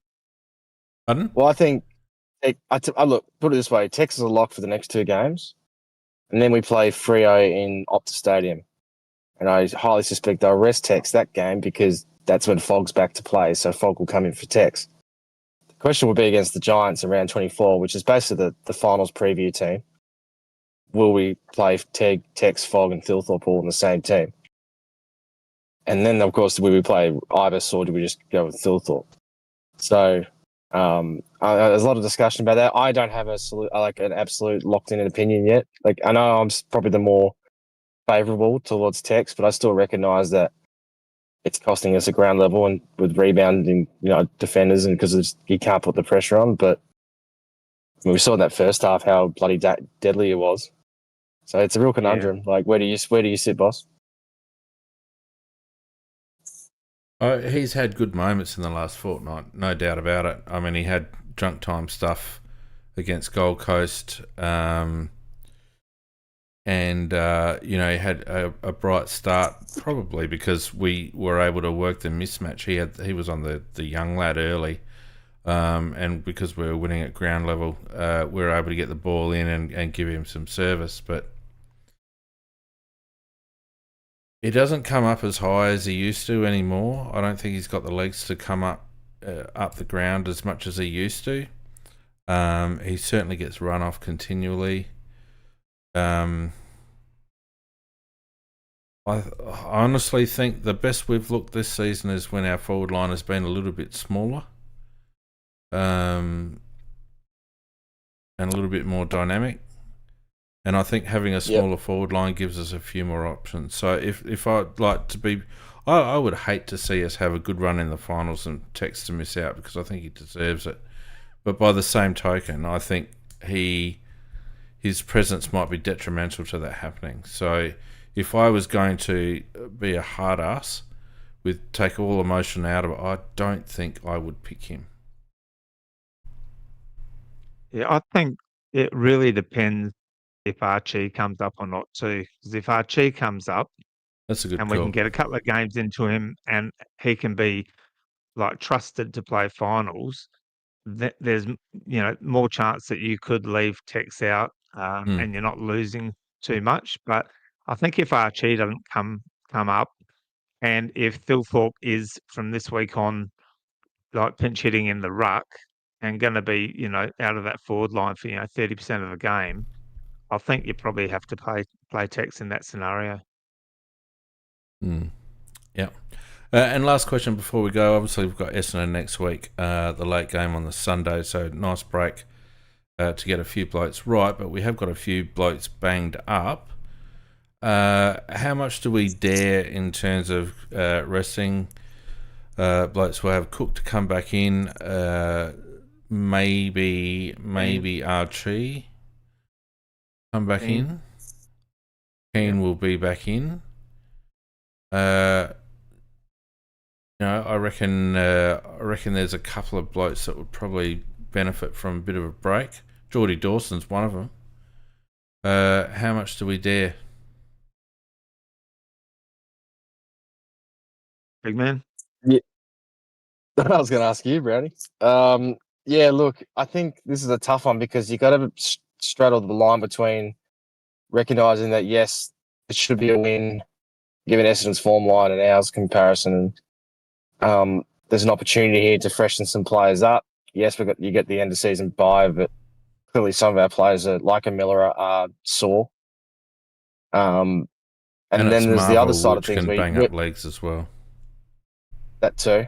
Then you got the other side of it where you don't want to give the opposition too much ammo to think that you underestimated them, and give them the reason to have some belief that they can beat you, because any teams can win a game on their day. Hang on, let me pull you up here. Because didn't you want us to be bloody arrogant bullies about half an hour ago? And now you're all like, oh, we can't let the opposition think we don't rate them. Bloody got you. No. I got you. I'm talking about with selection, not with demeanour on field and stuff. It's the same thing. Selection different. sets the tone. Selection sets the tone. I think there's the line you got to straddle, but I think I would err more on the side of you straddle. You do you, bro. But I'm just talking about selection right now. All right, mate. But I would, I think I would definitely rest Miller. I think I'd bring Cook for Miller, and I would, if Peatling needs a rest too. I mean, it is a 10-day break going to this game, so chances are some of these guys actually will be okay. But if there's any doubt, I reckon give him a rest. I think also McAndrew could use a rest before the end of the season. I think he might be better served playing this game and then having a rest against Richmond. He's got the 10-day break going to this one. That should be enough. And then a 6-day break from the Richmond game where I think then Curvis would be a good matchup for Rob. Just give Rob a game, little reward for his form. Maybe. As long as he knows that he's one in, one out. And as long as we don't, keep Rob in the team if he plays well, which he probably would.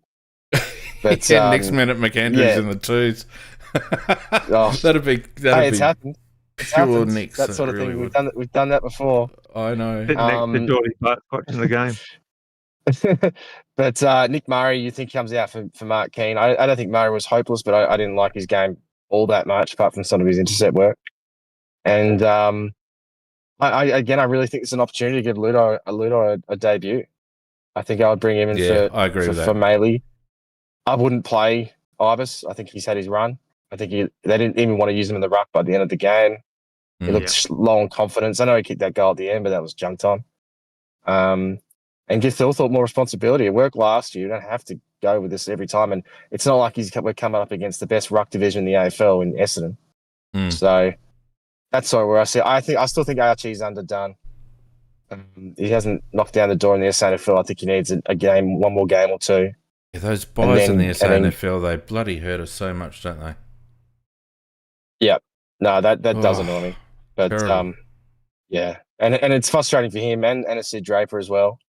Sid's another one who should be in the mix, but how many changes are we actually going to make? I'm not sure. But probably those three. Murray out for Keane, Cook for Cummins in for Miller, and I'd bring in Ludo for Maley, and another runner for Ibis. Whether that's a Sid Draper or a Charlie Edwards, or probably Sid Draper. Really? I think I'd really like to see him get in.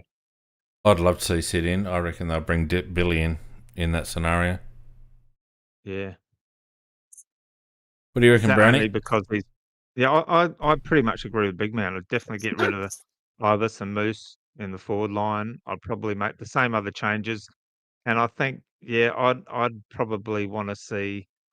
Is it what's it, Ludo? How do you say his name? Oh, don't ask me, Ludo. Man. I've said it 73 different ways so far. So I'd bring him in, and I think I'd probably go with Sid, just only because he's the future. I think if they were going to play Dowling, they played him a few weeks ago.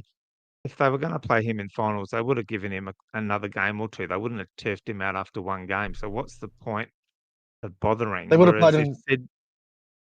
They would have played him for Cook, Brownie. They should have brought him in for bloody Cook. Yeah, no, that was the obvious. He was ready to go.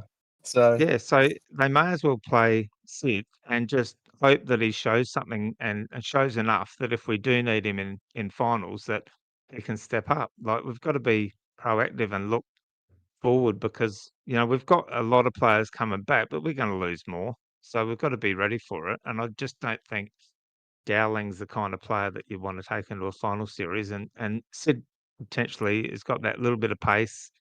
And he's going to be bloody keen after not having played all year. He's going to be keen. So I'd like to see him. And it's a pretty good stage to bring him onto against one of the two bottom sides. So, yeah, that would probably be what I'd do. Like it a lot. Jake Source is saying he's dropping Zach Taylor. Big Man, do you want me to ban him, or what's the punishment? Look, he's not far off it.